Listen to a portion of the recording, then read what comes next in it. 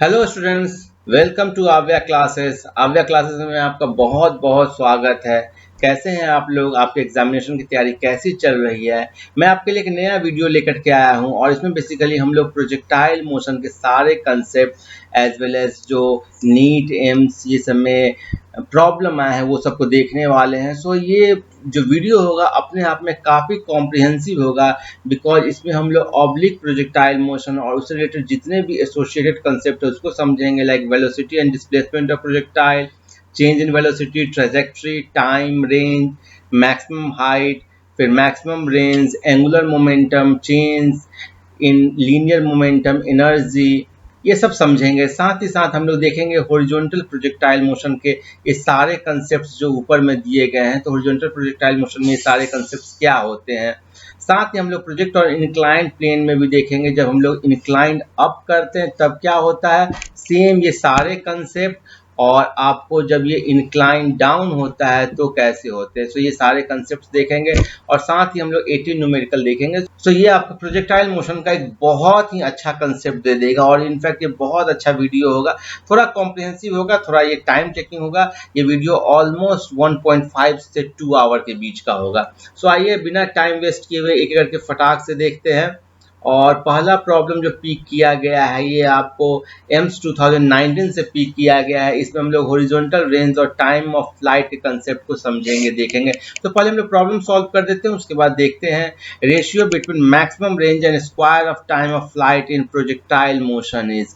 सो जिनको पता है वो तुरंत इसको बता सकते हैं कि जो मैक्सिमम रेंज का क्या कंडीशन होता है। सो आपको मालूम है कि हॉरिजॉन्टल रेंज आर होता है you square sine 2 theta by g के, एंड थीटा यदि 45 डिग्री होगा तो साइन 2 थीटा आपको 1 के इक्वल होगा, और आर मैक्स होता है you square by ji.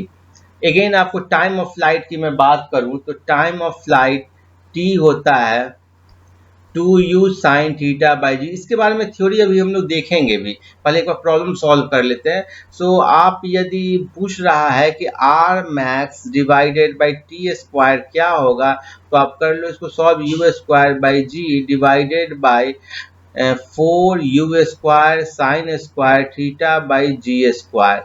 So clearly आप इसको सॉल्व कर दोगे तो ये क्या हो गया, g by 4 sign square theta.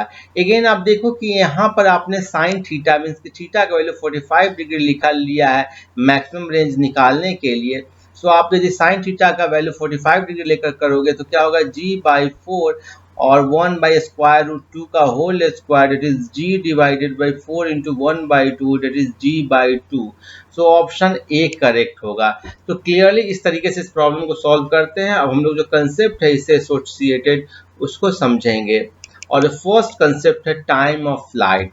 अब प्रोजेक्टाइल मोशन के कंसेप्ट को समझने के लिए आपको बस एक काम करना है कि ये जो 2 डायमेंशनल मोशन है ना, इसको 2 1 डायमेंशनल मोशन में ब्रेक करना है। सो ये 2 डायमेंशनल मोशन को आपको एनालाइज करना है 2 1 डायमेंशनल मोशन, ठीक है।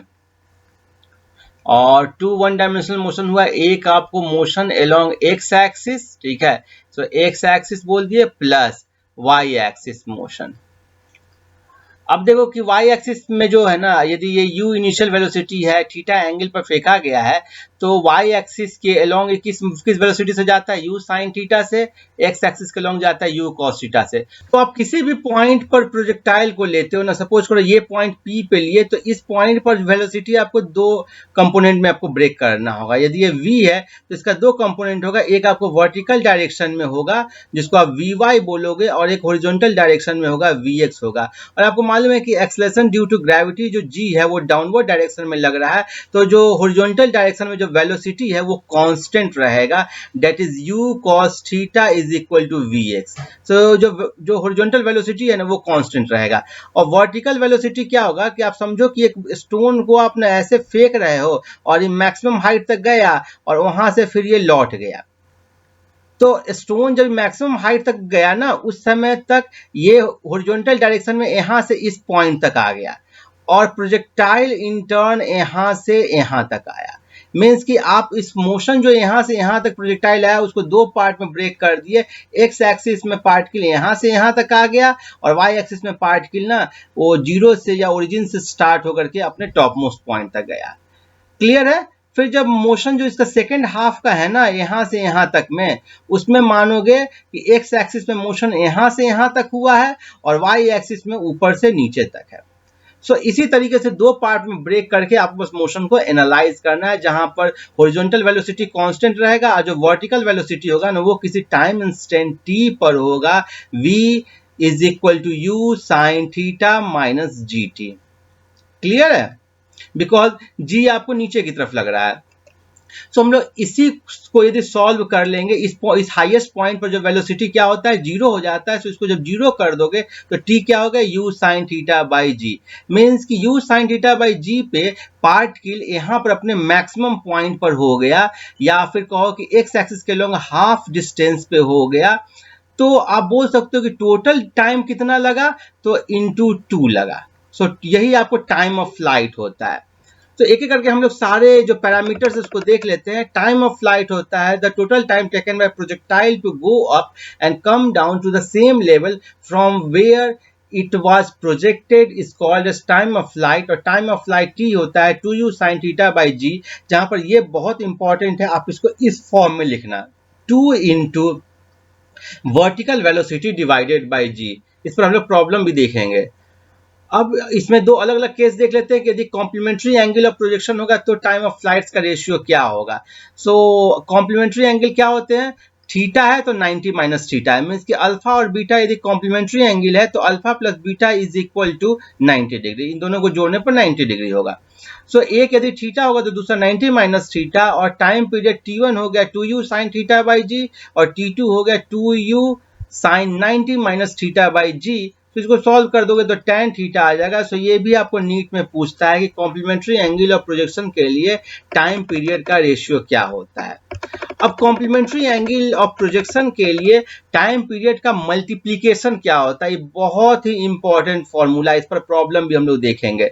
सो आप t1 जानते हो 2u sine theta by g है, t2 हो गया 2u cos theta by g है। सो ये हो गया आपको 2u square 2 sine theta cos theta by ji, that is 2u square sine 2 theta by ji square. So into g square है यहाँ पर। सो क्लियरली आपको मालूम है कि u square sine 2 theta by g range के इक्वल होता है। किसके इक्वल होता है, रेंज, जिसको हम लोग आर से दिखाते हैं। So clearly t1 into t2 is equal to 2 by g into R, that is 2r by ji, and t1 into t2 is equal to r by ji. So आप हमेशा ध्यान रखना कि कॉम्प्लीमेंट्री एंगल ऑफ प्रोजेक्शन रहेगा तो t1 by t2 is equal to tan theta and t1 into t2 is equal to 2r by g. Important मैं लिख देता हूं। आगे बढ़ते हैं और नेक्स्ट है कंसेप्ट कि if t1 is the time taken by projectile to rise up to point P and t2 is time taken by falling from point P to ground। Suppose करो कि ये कोई पॉइंट P है। तो t1 लगा और ये थीटा एंगल पर u इनिशियल वेलोसिटी से किसी प्रोजेक्टाइल को थ्रो किया गया, तो इसको t1 टाइम लगा यहां से लेकर के पॉइंट P तक आने में, और t2 टाइम लगा यहां से यहां तक आने में।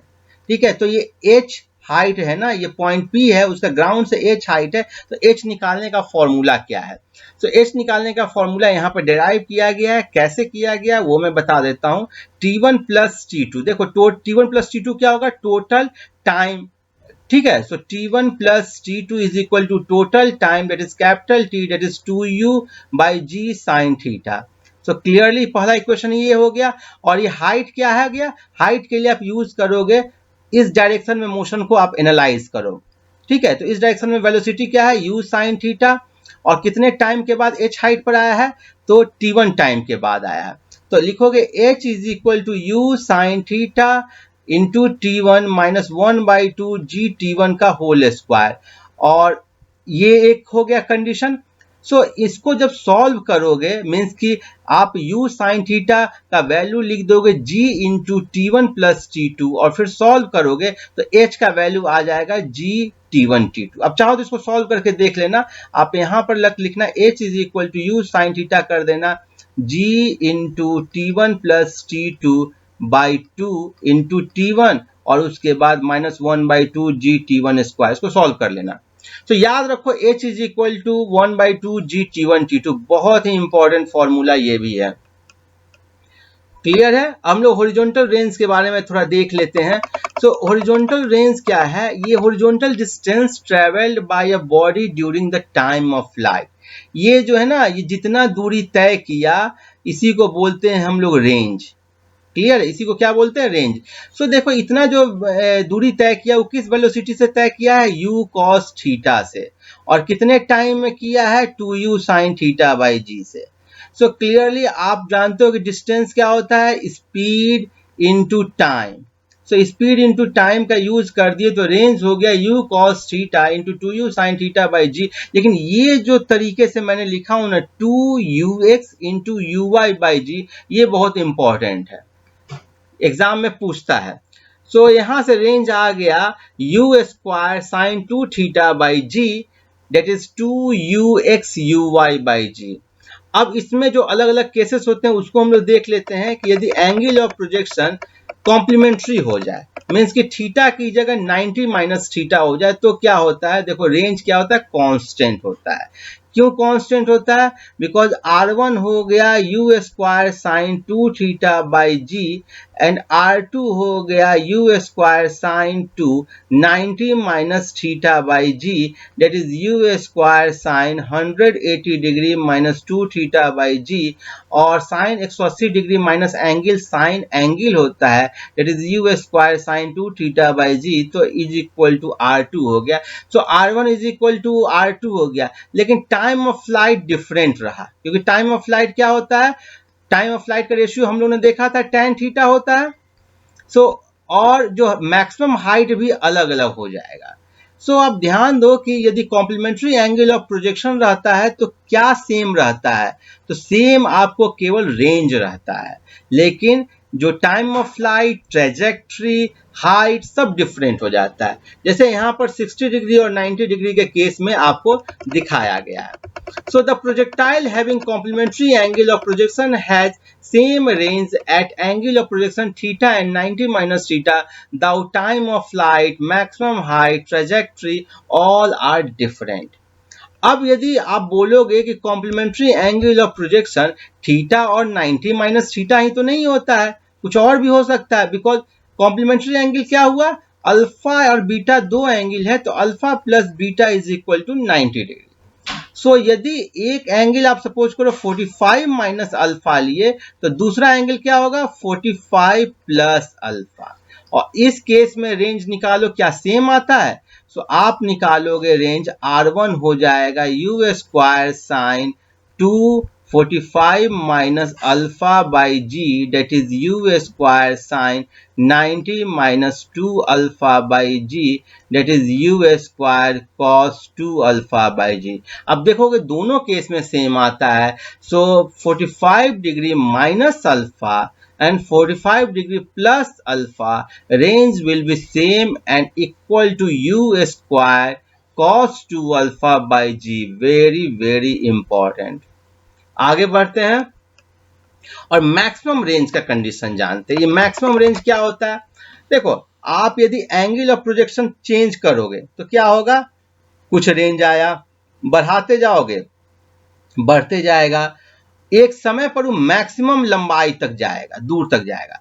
फिर उसके बाद आप एंगल बढ़ा दोगे ना, तो हाइट बढ़ेगा लेकिन रेंज घटता जाएगा, और बढ़ाओगे तो हाइट बढ़ेगा, रेंज घटता जाएगा।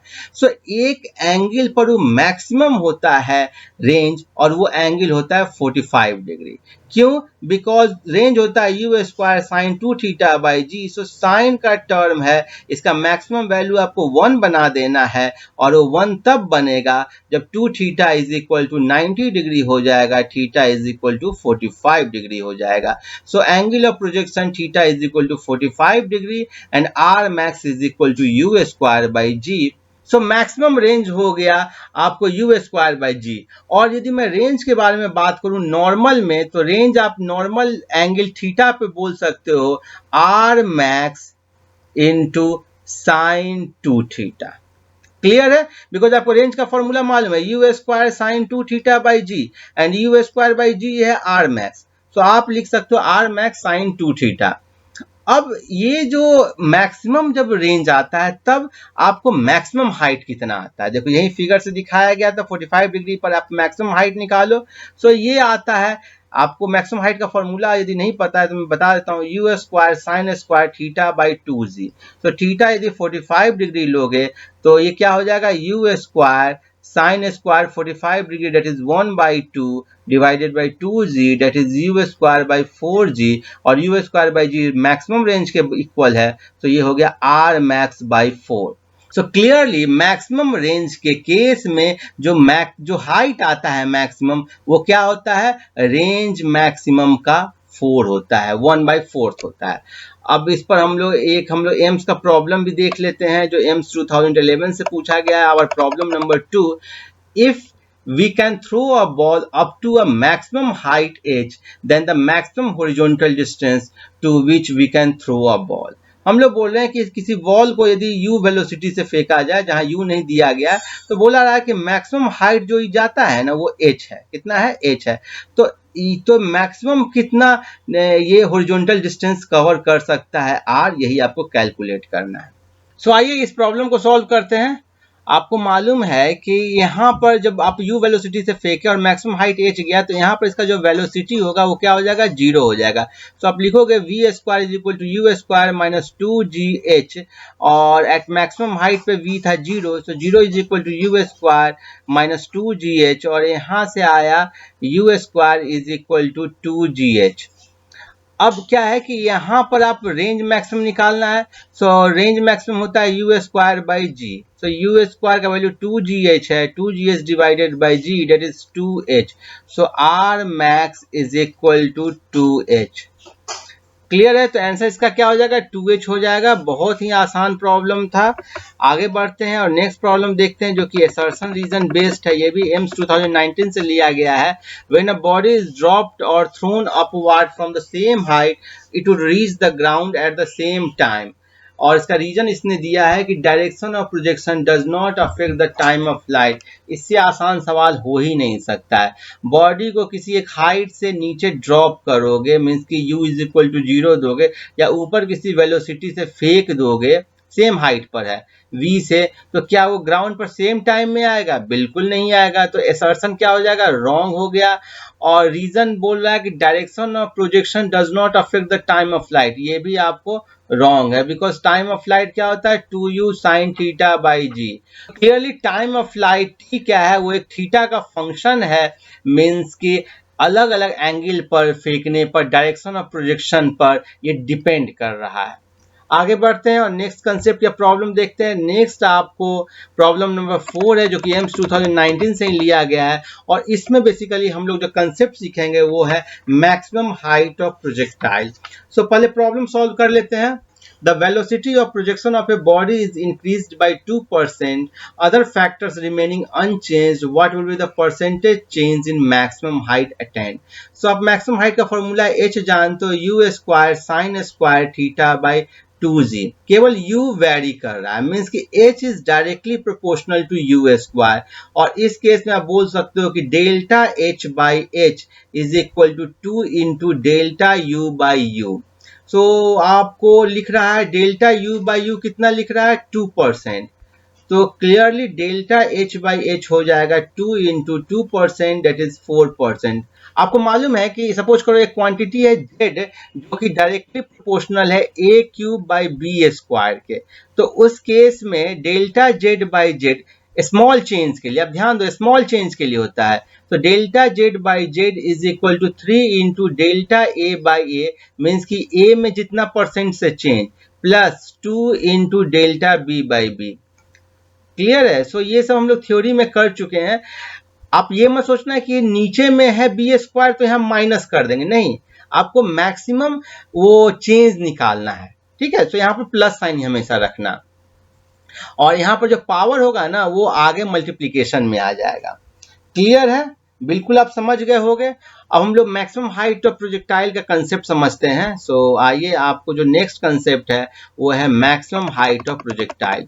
So it is the maximum height from the point of projection A projectile can reach. Suppose करो किसी प्रोजेक्टाइल को हम लोग यू वेलोसिटी से थीटा एंगल पर थ्रो किए तो एक हाइट तक रेंज तक पहुंचा, जिस सपोज करो पॉइंट पी तक पहुंचा, और इस पॉइंट पी का जो ग्राउंड है या जो प्रोजेक्शन जहां से किया गया वो वाले स्ट्रेट लाइन से हाइट एच मैक्स है, तो आप निकालते हो H max is equal to, कैसे निकालोगे?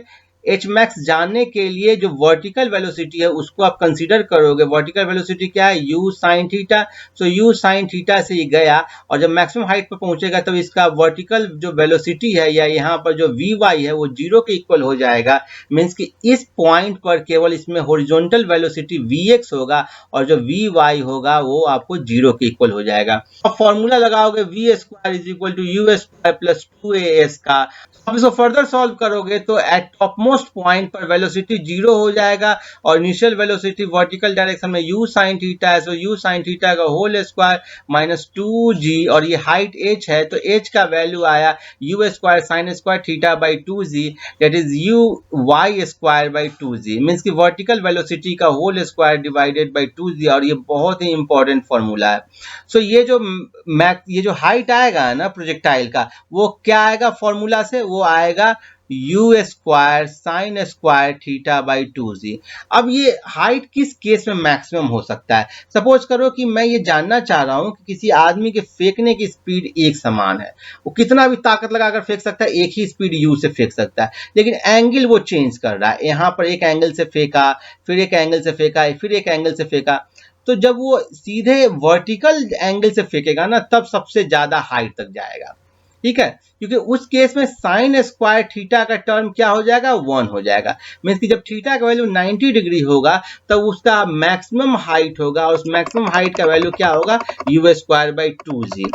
So for maximum height, body should be projected vertically upward so it falls back to the point of projection after reaching the maximum height. अब हम लोग देखते हैं कॉम्प्लीमेंट्री एंगल ऑफ प्रोजेक्शन के लिए, जो कि हम लोग देखते आए हैं कॉम्प्लीमेंट्री एंगल ऑफ प्रोजेक्शन के लिए पूछता है। सो h1 बाई h2 हो जाएगा sine square theta by cos square theta, that is equal to tan square theta, और h1 by h2 tan square theta हो गया, और इसका जो मल्टीप्लीकेशन लोगे तो क्या आएगा? सो h1 हो गया U square sine square theta by 2g, h2 हो गया U square cos square theta by 2g, और इसको सॉल्व करोगे तो ये आपको आ गया 1/16 यू स्क्वायर साइन 2 थीटा का whole square by ji square, that is R square by 16। So ये वेरी वेरी इंपॉर्टेंट कंसेप्ट है, ठीक है, कि h1 और h2 यदि कॉम्प्लीमेंट्री एंगल ऑफ प्रोजेक्शन के बारे में बात करें तो ये आर स्क्वायर बाई 16 होता है और आर होता है 4 into square root h1 h2। आप इसको याद कर लो। अब हम लोग इस पर एक प्रॉब्लम देख लेते हैं जो कि एम्स 2013 में पूछा है। A projectile can have same range for 2 angle of projection. Same range बोल रहा है, मतलब कि क्या हो गया? Complementary angle. आपको मालूम है कि कॉम्प्लीमेंट्री एंगल के लिए सेम रेंज होता है। सो कॉम्प्लीमेंट्री एंगल्स के लिए फेंका गया h1 and h2 are the maximum height when the range in 2 cases are r, ठीक है। सो आपको इसके बीच का रिलेशनशिप फाइंड आउट करने के लिए बोल रहा है, तो r हो गया 4 स्क्वायर रूट h1 h2। हम लोग हाइट ऑफ प्रोजेक्टाइल पर कुछ केसेस देख लेते हैं। सो ये बहुत ही इंपॉर्टेंट कंसेप्ट हैं, और इसमें जो पहला कंसेप्ट है projectile passing through 2 different points on same height at time t1 and t2। So देखो ये जो है ना, ये एक इम्पॉर्टेंट कंसेप्ट है कि प्रोजेक्टाइल यदि सेम हाइट h से 2 डिफरेंट टाइम इंस्टेंट t1 और t2 पर पास करता है तो आप कैसे h हाइट निकालते हो। तो इसका फॉर्मूला को हमने पहले देख चुके हैं। वैसे h इज इक्वल टू होता है 1/2 g t1 t2। और ये देखो, ये जो t1 है ना, ये पहला बार जब ये हाइट h आया था पॉइंट p पे, ठीक है, तो उस समय लगा था टाइम t1। ये इस हाइट पर 2 बार आएगा। एक समय जब ये जो प्रोजेक्टाइल है ना ऊपर जा रहा होगा, ठीक है, मीन्स की टॉपमोस्ट हाइट से पहुंचने से पहले, और दूसरी बार फिर वो कब आएगा? जब वो लौटते हुए गिर रहा होगा, तो मीन्स की जब वो सेकेंड हाफ में रहेगा। सो आप देखो कि ये जो टाइम t1 है ना, इसको उठा करके यहाँ से यहाँ पर भी रख सकते हो। मीन्स कि यही वाला आपको T1 है, तो क्लियरली ये T2 प्लस T1 क्या हो गया 2u sine theta by g के। सो ये जो कंसेप्ट है ना, इससे आप दो चीज सीखे, T1 plus T2 is equal to 2u sine theta by ji and h is equal to 1/2 g T1 T2। अब इसमें आपको टाइम T1 T2 निकालने के लिए पूछ दे एग्जाम में, तो कैसे निकालोगे? तो इसके लिए देखो आपको सिंपल क्या करना है ना, फॉर्मूला लगाना है, क्वाड्रेटिक इक्वेशन आएगा उसको सॉल्व करना है। आपको फॉर्मूला पता है क्या होता है, बताओ। देखो s is equal to U T plus half A T square है। सो वर्टिकल डायरेक्शन में मोशन को कंसीडर करो। इनिशियल वेलोसिटी क्या है u साइन थीटा, एक्सेलरेशन क्या है नीचे की तरफ g है, और आप जो फॉर्मूला है, जो हाइट है h का, वो h है। तो लिखोगे h is equal to you sine theta into time t minus 1/2 G T square. फिर आप इसको सॉल्व कर दोगे तो देखो t में क्वाड्रेटिक इक्वेशन है, मीन्स की दो वैल्यू आएगा t का, और यही दो वैल्यू दिखाएगा T1 एंड T2। इस क्वाड्रेटिक इक्वेशन का मतलब क्या हो गया, मीन्स की t के दो वैल्यू के लिए हाइट h होगा। क्लियर है? और वो दो वैल्यू क्या है, T1 एंड T2। तो देखो ये क्वाड्रेटिक इक्वेशन आया, आप पॉज करके इसको समझना, और कुछ डाउट होने से मुझसे कमेंट में आप लिखना। सो ये आप जस्ट सिंपल इसको सॉल्व किया गया क्वाड्रेटिक इक्वेशन के रूप में, और जो फॉर्मूला होता है आपको मालूम है कि यदि ax square plus bx plus c is equal to 0 है, तो x का वैल्यू होता है minus b plus minus B square minus 4ac/2a। So हम लोगों ने सिंपल इसी फॉर्मूला का यूज कर दिया। ठीक है, सो यहाँ पर देखो ये हो जाएगा 2u sine theta by G plus minus. तो इसको सॉल्व करोगे ना तो आपको दो वैल्यू आ जाएगा। एक वैल्यू आएगा u sine theta by G 1 plus this term, और दूसरा होगा आपको u sine theta by G 1 minus this term. अब ये बताओ कि जो T1 है ना वो छोटा वैल्यू है। सो क्लियरली ये आपको निगेटिव साइन वाला जो टर्म होगा, जो छोटा टर्म होगा उसको आप T1 बोलोगे, और जो बड़ा टर्म होगा उसको आप T2 बोलोगे। सो इस तरीके से आप T1 T2 निकालते हो। अब इन दोनों को आप जोड़ करके देख लो, T1 प्लस T2 को आप जोड़ोगे तो क्या आ जाएगा, 2u साइन थीटा बाई जी आ जाएगा। और आपसे यदि पूछे कि इनके बीच का डिफरेंस क्या है, मीन्स कि T2 माइनस T1 क्या होगा, तो क्या होगा, देखो वो हो जाएगा 2 into square root 1 minus square root 2gh divided by u sine theta का होल स्क्वायर। क्लियर है? आसान प्रॉब्लम था। सो अब ये जो सेकंड वाला जो सीखे ना कंसेप्ट, इसी पर आपको देखो एक और प्रॉब्लम है या एक और कंसेप्ट है। यदि B और C आपको सेम लेवल है ट्रेजेक्ट्री में, और इनके बीच का जो टाइम गैप है ना वो T1 है, उसी तरीके से दो पॉइंट ले लो A और D, जिनके बीच का टाइम गैप कितना है, T2 है। मीन्स कि जैसे यहाँ पर जो टाइम गैप निकाले हो ना T, इसको डेल्टा T बोलो। सो यहाँ के केस में, इस केस में डेल्टा T है T1, और इस केस में डेल्टा T है T2, और डेल्टा T T1 और डेल्टा T T2 इस तरीके से प्रोजेक्टाइल में है कि इनके बीच का हाइट h है। तो आपको इनके बीच का जो रिलेशनशिप होता है वो होता है T2 minus T1 is equal to 8h by g. ये बेसिकली आपको जेई के रैंक का कंसेप्ट है, और जेई में इस टाइप के प्रॉब्लम्स पूछते हैं। सो आगे बढ़ते हैं और हम लोग प्रॉब्लम देखते हैं, एक जो एम्स 2006 का है जो इस पर बेस्ड है। A projectile can have the same range R for two angle of projection, means की कॉम्प्लीमेंट्री एंगल होगा। If T1 and T2 be the time of flight in two cases, then the product of two time of flight is proportional to। So आप देखिए हो कि T1 by T2 क्या निकाले थे, हम लोग निकाले थे tan थीटा के, और T1 into T2 हम लोगों ने निकाला था क्या, 2r by g के। So clearly T1 into T2 is directly proportional to r। इसमें कोई डाउट नहीं होना चाहिए आप लोगों को। अब हम लोग आगे बढ़ते हैं और नेक्स्ट कंसेप्ट देखते हैं। सो नेक्स्ट बेसिकली मेरा प्रॉब्लम है जिसके थ्रू हम लोग समझेंगे कि रिलेशन बिटवीन हॉरिजॉन्टल रेंज और मैक्सिमम हाइट क्या होता है।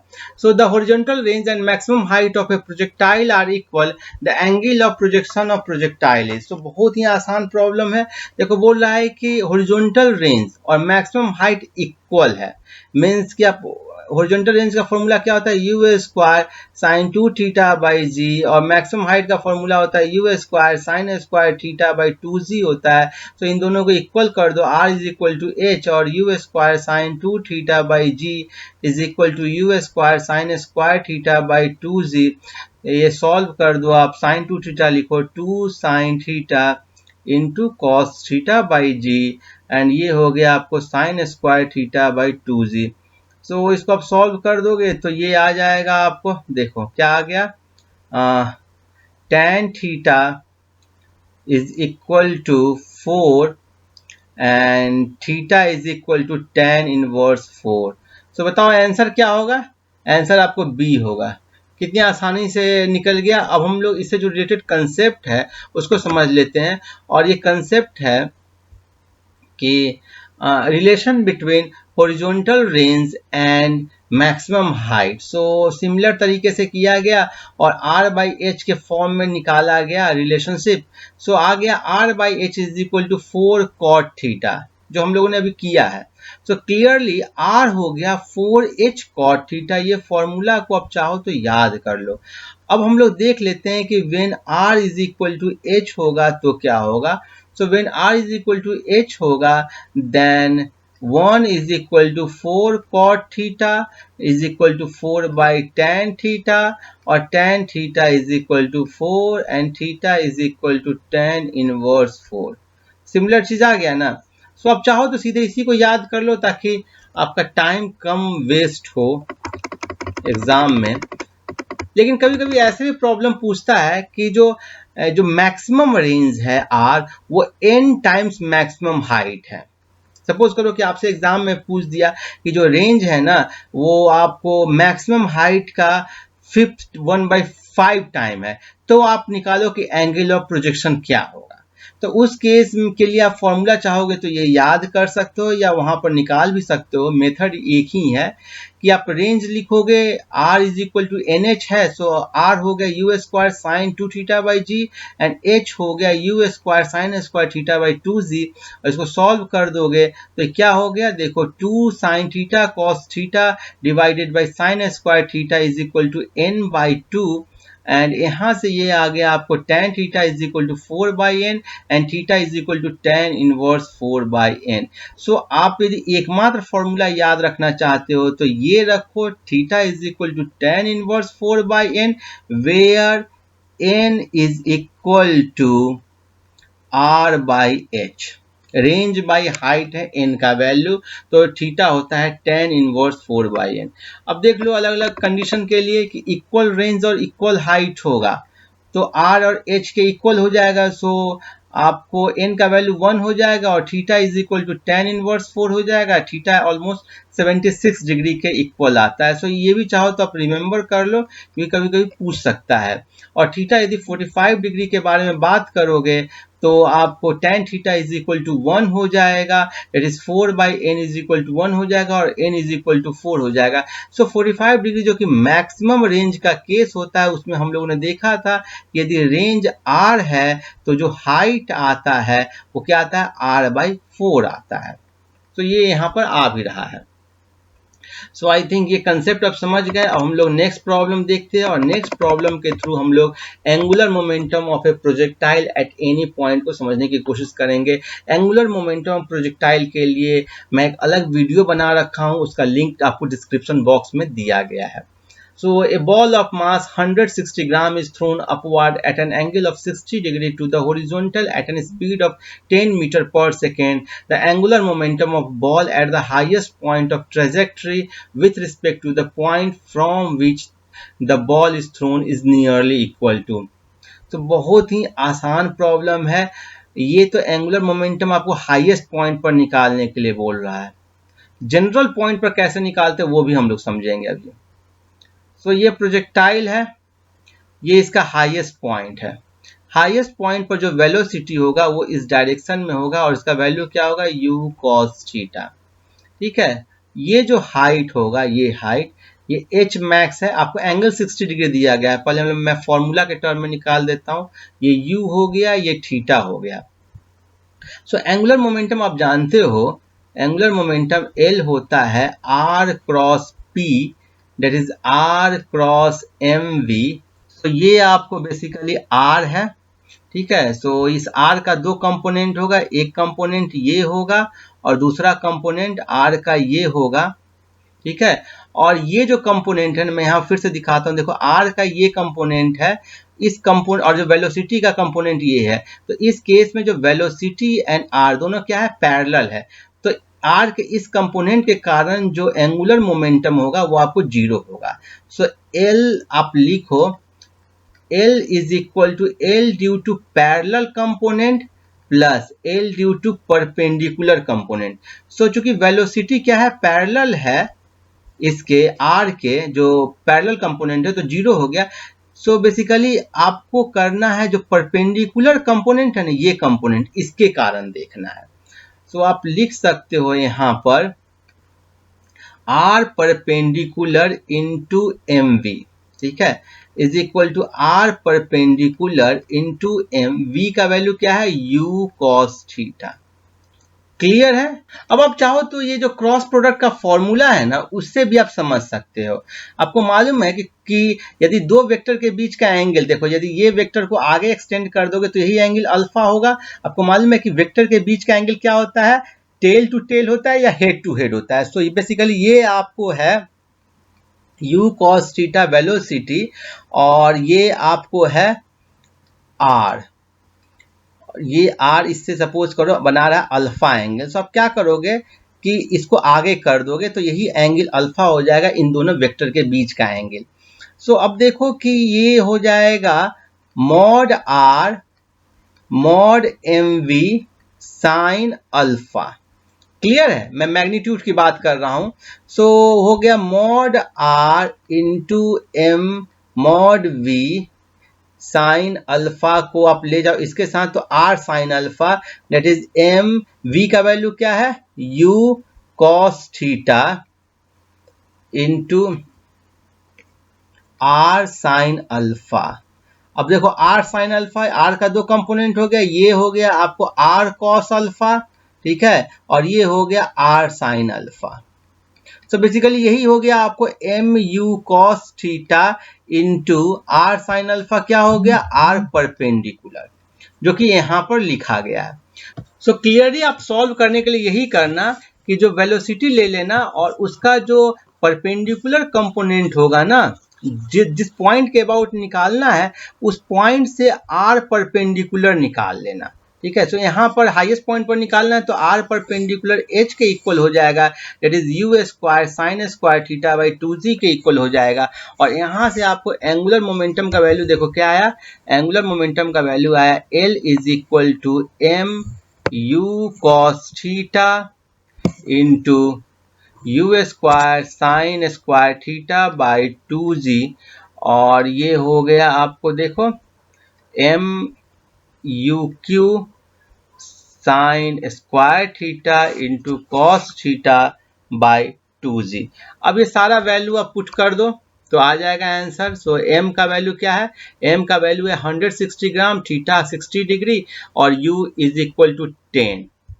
सो M हो गया 160 ग्राम, सो 0.16, और U का वैल्यू है 10, तो 10 टू द पावर Q, और ये 60 डिग्री है, so sine 60 degree square root 3/2, so 3/4 हो गया साइन स्क्वायर, कॉस 60 डिग्री हो गया 1/2, और डिवाइडेड बाई 2, G का वैल्यू आप डाल दोगे 10। तो इसको आप सॉल्व कर दो, तो ये हो गया 10 स्क्वायर और ये हो गया 16 into 3 divided by 2 into 2 into 4, सो ये 16 हो गया, तो ये आ गया 3 kg मीटर स्क्वायर। देखो इसका पहले बाई सेकेंड, सो इसका आपको ये यूनिट कैसे आया, सो यहाँ से निकाल सकते हो। इसका यूनिट निकालने के लिए R का यूनिट होगा मीटर और मोमेंटम का यूनिट क्या होता है, केजी मीटर पर सेकेंड। सो क्या हो गया, KG metre square divided by second. So answer क्या हो जाएगा, सेकेंड हो जाएगा, 3 kg metre square by second. अब इसका जो डायरेक्शन होगा वो आप राइट हैंड थंब रूल से कर सकते हो, मीन्स कि R के अक्रॉस अपने राइट हैंड के 4 फिंगर्स को रखो, चारों फिंगर्स को रखो, और इसके अक्रॉस V के क्रॉस मोड़ दो, तो मोड़ने के लिए आपका थंब का ओरिएंटेशन किस तरफ होगा? अंदर की तरफ होगा। सो एंगुलर मोमेंटम का जो डायरेक्शन होगा वो अंदर की तरफ होगा, ठीक है, टुवार्ड्स -z एक्सिस होगा। आपको यदि डायरेक्शन क्रॉस प्रोडक्ट में दिक्कत है तो एक वेक्टर के सारे प्रॉब्लम्स का जो नीट एम्स में आया है उसका मैं वीडियो बनाया हूं, उसको देखोगे तो समझ में आ जाएगा।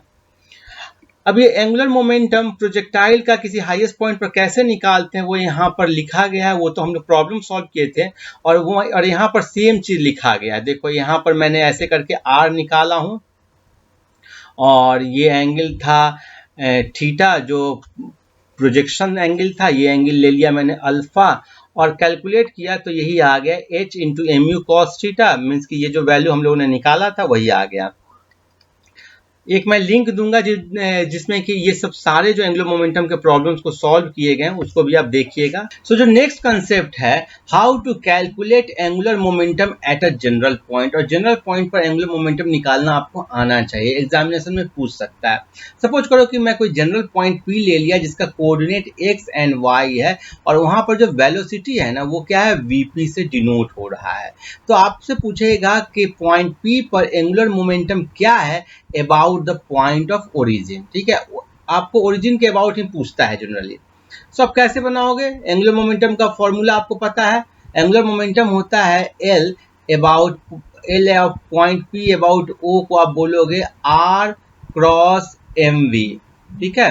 सो R यहाँ पर ये है जो ओरिजिन से यहाँ तक आपने वेक्टर ड्रॉ किया, और V है velocity at point P।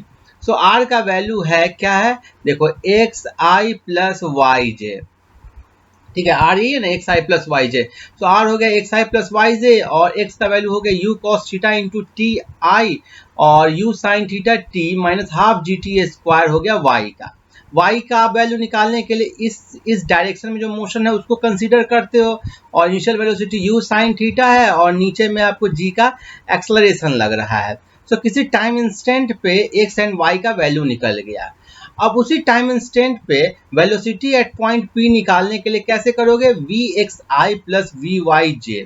So Vx तो जानते हो कांस्टेंट होता है, तो ये हो गया आपको u cos थीटा, यहाँ पर t नहीं होगा, u cos theta i, velocity along x axis हमेशा कांस्टेंट होता है, u cos थीटा के equal plus u sin theta minus gt, और ये j कैप हो जाएगा। क्लियर है? कोई दिक्कत नहीं, ये आपको Vx है, ये आपको Vy है। अब इस पॉइंट जो पॉइंट P है उसके अबाउट यदि आपको एंगुलर मोमेंटम निकालना है तो क्या करोगे? m, ठीक है, और m यहां से मैं निकाल लिया हूं, और r क्रॉस v। सो ये r हो गया xi प्लस वाई जे, v हो गया vxi प्लस vyj। सो अब देखो क्या करो, क्रॉस प्रोडक्ट में आप जानते हो i क्रॉस i होता है 0 के बराबर, लेकिन i क्रॉस j होता है k के बराबर, और j क्रॉस i होता है माइनस k के बराबर। सो इसका यूज किया जाए तो किस में चेंज हो जाएगा? m into X V Y minus Y V X, ठीक है। सो यदि हाईएस्ट पॉइंट की बात करूं मैं, एट हाईएस्ट पॉइंट पर L जो एंगुलर मोमेंटम निकालेंगे वो क्या हो जाएगा? देखो हाईएस्ट पॉइंट पर वेलोसिटी अलोंग y एक्सिस हो जाएगा 0 के, तो ये हो जाएगा m minus Y V X, ठीक है, k हम लोग निकाला था अंदर की तरफ था, सो मैग्नीट्यूड हुआ m y v x। अब देखो ये वही सेम चीज आ जाएगा m। अभी देखो y का वैल्यू क्या है? सो y का वैल्यू है आपको, देखो ये है h मैक्स होता है, ठीक है, और ये होता है u square sine square theta by 2z। So clearly u square sine square theta by 2z, और vx का वैल्यू हो गया u cos थीटा। सो ये आ गया ना m u q sign square theta cos theta by 2z, और minus के हो गया, सो आप बोल सकते हो इनसाइड द प्लेन या अलोंग माइनस जेड एक्सिस। तो ये जो फॉर्मूला है ना ये बहुत इंपॉर्टेंट फॉर्मूला है, इस फॉर्मूला को आप याद रखो, ठीक है। और एक दूसरा फॉर्मूला जो इंपॉर्टेंट है वो टाइम t के रिस्पेक्ट में है। सो इसको हम लोगों ने ये जो फॉर्मूला है इसी को यदि हम लोग डिफरेंट टाइम इंटरवल के लिए इनफैक्ट टाइम इंटरवल नहीं डिफरेंट टाइम के लिए निकाले हैं तो देखो क्या आया, आपको मालूम है कि x किसी टाइम t के लिए होगा u cos theta into t होगा, vy होगा u sin theta minus gt, और y होगा u sin theta t minus 1/2 gt square, और vx होगा आपको u cos थीटा। तो इसको आप फर्दर सॉल्व कर दोगे, देखो यहाँ सॉल्व किया गया है, तो आप देखोगे कि आपको पॉइंट P को एक general point P time t के बाद है, उसका ओरिजिन के अबाउट या जिस पॉइंट से फेंका गया पॉइंट ऑफ प्रोजेक्शन वहाँ उसके अबाउट एंगुलर मोमेंटम का ये फॉर्मूला आता है। ये भी बहुत ही इंपॉर्टेंट फॉर्मूला है, -1/2 mu cos theta into GT square. इसको भी आप याद कर लो। और जो नेक्स्ट कंसेप्ट है वो है टॉर्क ऑफ ए प्रोजेक्टाइल। सो किसी प्रोजेक्टाइल पर टॉर्क क्या लग रहा है, देखो प्रोजेक्टाइल पर कोई बॉडी रहता है, कोई बॉडी को आप थ्रो करते हो और वो प्रोजेक्टाइल एक पैराबोलिक पाथ को फॉलो करता है, तो इस पे जो एकमात्र फोर्स लगता है वो नीचे की तरफ लगता है, ग्रेविटी फोर्स लगाती है mg से। और टॉर्क का आपको फॉर्मूला मालूम है, टॉर्क क्या होता है, r क्रॉस f। तो किसी भी पॉइंट पर आपको टॉर्क निकालना है तो पहले उस पॉइंट पर आप r कैलकुलेट करोगे और f के साथ उसका क्रॉस प्रोडक्ट लोगे। सो यहाँ पर दूसरे फिगर से देखो दिखाया गया है, यही आपको r है, सपोज करो ये पॉइंट है जहाँ पर आपको निकालना था, तो ये r हो गया पॉइंट ऑफ प्रोजेक्शन से, और नीचे की तरफ f है। सो ये r का दो कंपोनेंट होगा, x होगा और y होगा। सो टॉर्क होगा xi प्लस yj, लिख दिए r, और क्रॉस f का वैल्यू क्या है, -mgj। आपने ये x एक्सिस लिया है, आपने ये y एक्सिस लिया है, इसके लॉन्ग यूनिट वेक्टर i है, इसके लॉन्ग यूनिट वेक्टर j है। सो ये जो कि नीचे की तरफ है तो -mgj हो गया, और इसको सॉल्व किए तो देखो i क्रॉस j आपको k के बराबर हुआ और j क्रॉस j आपको 0 हो गया। सो हो गया -mgx, x का वैल्यू आपने लिख दिया u cos theta into t into mg k। सो टॉर्क आ गया -mg u cos theta t into k, means की यूनिट वेक्टर जो k है। ये भी बहुत ही इंपॉर्टेंट फॉर्मूला है। सो आगे बढ़ते हैं। I think angular momentum, torque, ये सब के बारे में आप समझ गए। अब हम लोग देखते हैं कि वेलोसिटी ऑफ प्रोजेक्टाइल क्या होता है। सो ये भी बहुत ही आसान है, इसको हम लोग नीट 2013 के प्रॉब्लम से स्टार्ट करते हैं। The velocity of projectile at initial point A is 2i + 3j metre पर second, it's velocity at point B is. बहुत ही आसान प्रॉब्लम है, जब थ्योरी करेंगे तो आपको लगेगा इससे आसान तो हो ही नहीं सकता है। सो यहाँ पर जो इनिशियल वेलोसिटी है ना वो है 2i + 3j, और ये प्रोजेक्टाइल ऐसे गया और यहाँ पर गिरा, तो यहाँ पर जो वेलोसिटी आपको निकालना है क्या होगा। तो इसके वेलोसिटी को दो कंपोनेंट में ब्रेक करो। तो इस तरफ एक कंपोनेंट होगा जो कि हॉरिजॉन्टल कंपोनेंट होगा, उसका वैल्यू क्या होगा 2i। इस तरफ एक वर्टिकल कंपोनेंट होगा जिसका वैल्यू होगा 3j। जब ये यहाँ पर पहुंचेगा तो ये क्या हो गया, इसका दो वेलोसिटी कंपोनेंट होगा, एक इस तरफ होगा और एक नीचे की तरफ होगा। देखो आप ऐसे समझो कि प्रोजेक्टाइल को जब थ्रो किए थे, ठीक है, यहाँ पर आपने थ्रो किया था तो वेलोसिटी का एक कंपोनेंट से ऊपर गया, एक से इधर गया, फिर ये हाईएस्ट पॉइंट तक पहुंचा, हाईएस्ट पॉइंट पे पहुंचा तो प्रोजेक्टाइल अपने हाईएस्ट पॉइंट तक पहुंच गया, ठीक है। फिर ये नीचे गिरा, तो नीचे जब गिर के यहाँ पे आया ना, उस समय तक ये ना जो वर्टिकल मोशन में यहाँ तक आ चुका था। तो जिस वेलोसिटी से ऊपर थ्रो होता है उसी वेलोसिटी से जब लौट के आता है तो यहाँ पर आता है। इट मीन्स कि यहाँ पर जो वर्टिकल वेलोसिटी डाउनवर्ड डायरेक्शन में होगा ना, वो जिस वेलोसिटी से वर्टिकल से फेंका गया था 3g से, वही होगा। सो विथ निगेटिव साइन आएगा -3j। सो क्लियरली इस पॉइंट बी पर जो वेलोसिटी होगा वो क्या होगा 2i - 3j।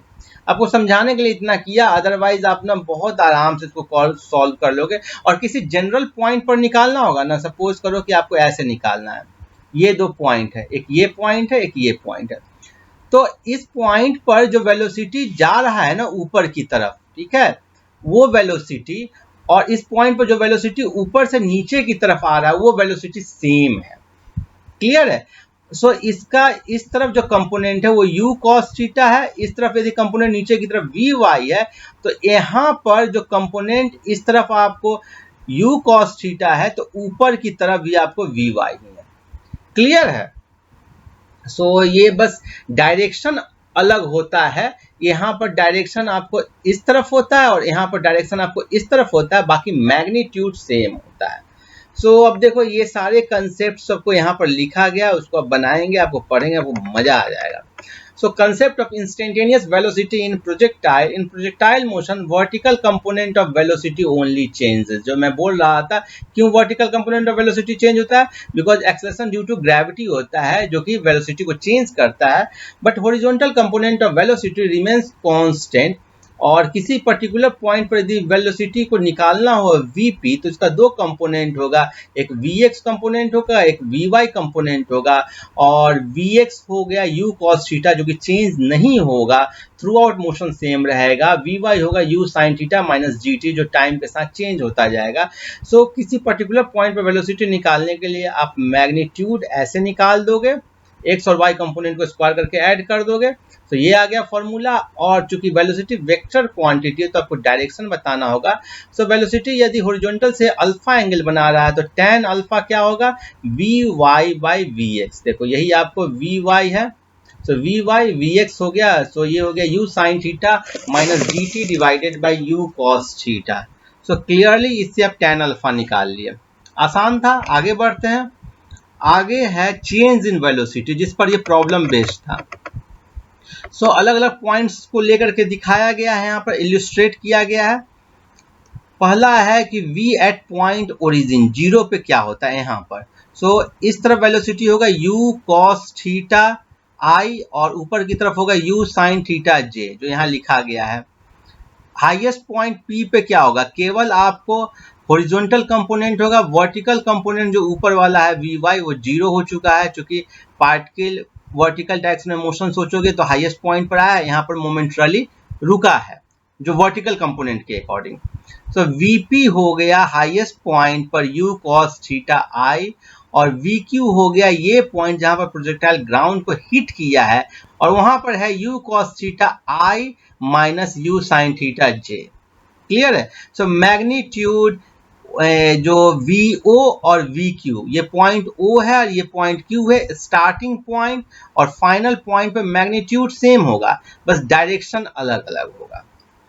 सो ये एक इम्पॉर्टेंट कंसेप्ट था जो हम लोगों ने देखा। और एक कोई दो जनरल पॉइंट लेकर के, जैसा मैंने आपसे बात किया, जो कि सेम हाइट पे था। देखो सेम हाइट y पे है, तो यहाँ पर क्या है कि हॉरिजॉन्टल कंपोनेंट जो वेलोसिटी का होगा वो सेम रहेगा इस हाइट पर u cos थीटा, और वर्टिकल कंपोनेंट एक में बस ऊपर की तरफ रहेगा और दूसरे में नीचे की तरफ रहेगा, लेकिन मैग्नीट्यूड दोनों का सेम ही रहेगा, u sin theta minus gt। अब चेंज ऑफ वेलोसिटी के बारे में बात करते हैं between projection point and highest point. Highest point पर क्या आया था आपको? u cos थीटा i, और इनिशियल पॉइंट जो प्रोजेक्शन पॉइंट था वहां पर क्या था? u cos theta i plus u sin theta j। तो डिफरेंस कितना हुआ? ये फाइनल वेलोसिटी है और ये इनिशियल वेलोसिटी है, तो घटाओगे तो क्या हो जाएगा? Minus u sin theta j। अब बिटवीन कंप्लीट मोशन के बारे में बात करोगे तो यहाँ पर क्या था? यहाँ पर आया था फाइनल में था u cos theta i minus u sin theta j, और यहाँ पर था u cos theta i plus u sin theta j। देखो cos थीटा कंपोनेंट का कोई रोल नहीं, तो चाहो तो इसको सोचो ही नहीं, लेकिन फिर भी हम लोग सोचेंगे तो ये फाइनल वेलोसिटी है, ये इनिशियल वेलोसिटी है, घटाओगे तो minus 2u sin theta j होगा। तो ये भी कभी कभी पूछता है एग्जाम में, इसलिए मैं इसको इंक्लूड किया हूँ। अब आता है नेक्स्ट आपको change in momentum of projectile. ये भी बहुत आसान है, वेलोसिटी से मोमेंटम लिंक्ड होता है, इसलिए मैं साथ रखा हूँ। A particle of mass m is projected with velocity v making an angle 45 degree with the horizontal. When the particle lands on the level ground, the magnitude of change in its momentum is। So starting किया velocity v से angle 45 degree से, और ये जब पूछ रहा है ये जो लैंड किया तो चेंज इन मोमेंटम क्या हुआ। सो बहुत आसान हो गया। Change in momentum delta p हो गया। तो डेल्टा पी क्या हो गया? m इंटू डेल्टा वी। मास में तो अंतर नहीं आ रहा है, केवल वेलोसिटी में अंतर आ रहा है। So m into final velocity minus initial velocity. So हम लोगों ने हालांकि ये देखा है कि चेंज कितना आता है, अभी जस्ट हम लोगों ने देखा, देखो यहीं पर तो देखा है हम लोगों ना। सो ये हो गया आपको m into 2u sin theta, ठीक है। और डायरेक्शन भी हालांकि हम लोगों ने देखा था, लेकिन यहाँ पर डायरेक्शन से मतलब नहीं है। तो ये हो गया m into 2u sine theta का वैल्यू कितना है? 45 degree, it is 1 by square root 2, और ये हो गया आपको square root 2 mu। So velocity यहाँ पर v है तो स्क्वायर रूट 2mv। सो आंसर क्या हो जाएगा, ए हो जाएगा। बहुत ही आसान प्रॉब्लम है। अब जो एसोसिएटेड कंसेप्ट है उसको देख लेते हैं। चेंज इन मोमेंटम का कंसेप्ट है और यहाँ पर लिखा गया है change in momentum between projection point and highest point. Velocity में केवल मास से मल्टीप्लाई कर दिए minus mu sin theta j, and for complete projectile motion minus 2 mu sin theta j। Clear है, आगे बढ़े, नेक्स्ट देखते हैं concept.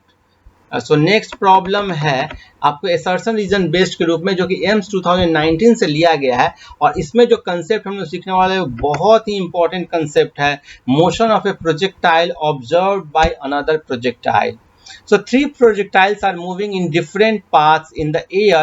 Vertical component of relative velocity between any of the pair does not change with time as long as they are in air। ये assertion बोल रहा है कि जो 3 प्रोजेक्टाइल्स है ना वो एयर में डिफरेंट पाथ से मूव कर रहा हो, एक ऐसे कर रहा है, एक ऐसे कर रहा है, एक ऐसे कर रहा है, ठीक है। उसका रेंज अलग भी हो सकता है, सेम भी हो सकता है, लेकिन बोल रहा है कि वर्टिकल कंपोनेंट जो इनका रिलेटिव वेलोसिटी का होगा ना, वर्टिकल का हर एक का वर्टिकल कंपोनेंट वेलोसिटी क्या होगा, u1 sin थीटा 1, दूसरे का होगा u2 sin थीटा 2, तीसरे का मान लो u3 sin थीटा 3। तो ये बोल रहा है ये चेंज नहीं होता है, रिलेटिव जो रिलेटिव वेलोसिटी इनका है ना वर्टिकल कंपोनेंट वो चेंज नहीं हो रहा है।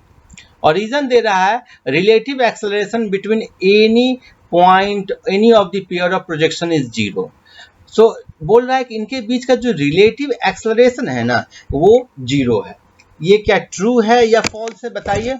तो ये भी ट्रू है और ये इसका करेक्ट एक्सप्लेनेशन है। कैसे, हम लोग थ्योरी में भी समझेंगे, यहाँ पर ब्रीफली समझ लेते हैं। देखो इस पर केवल एकमात्र फोर्स लग रहा है नीचे की तरफ g, ठीक है। वो पहला प्रोजेक्टाइल पर भी लग रहा होगा, दूसरे पर भी लग रहा होगा, तीसरे पर भी लग रहा होगा। हॉरिजॉन्टल डायरेक्शन में कोई फोर्स नहीं है, नो फोर्स। वर्टिकल डायरेक्शन में केवल फोर्स है जो ग्रेविटी है।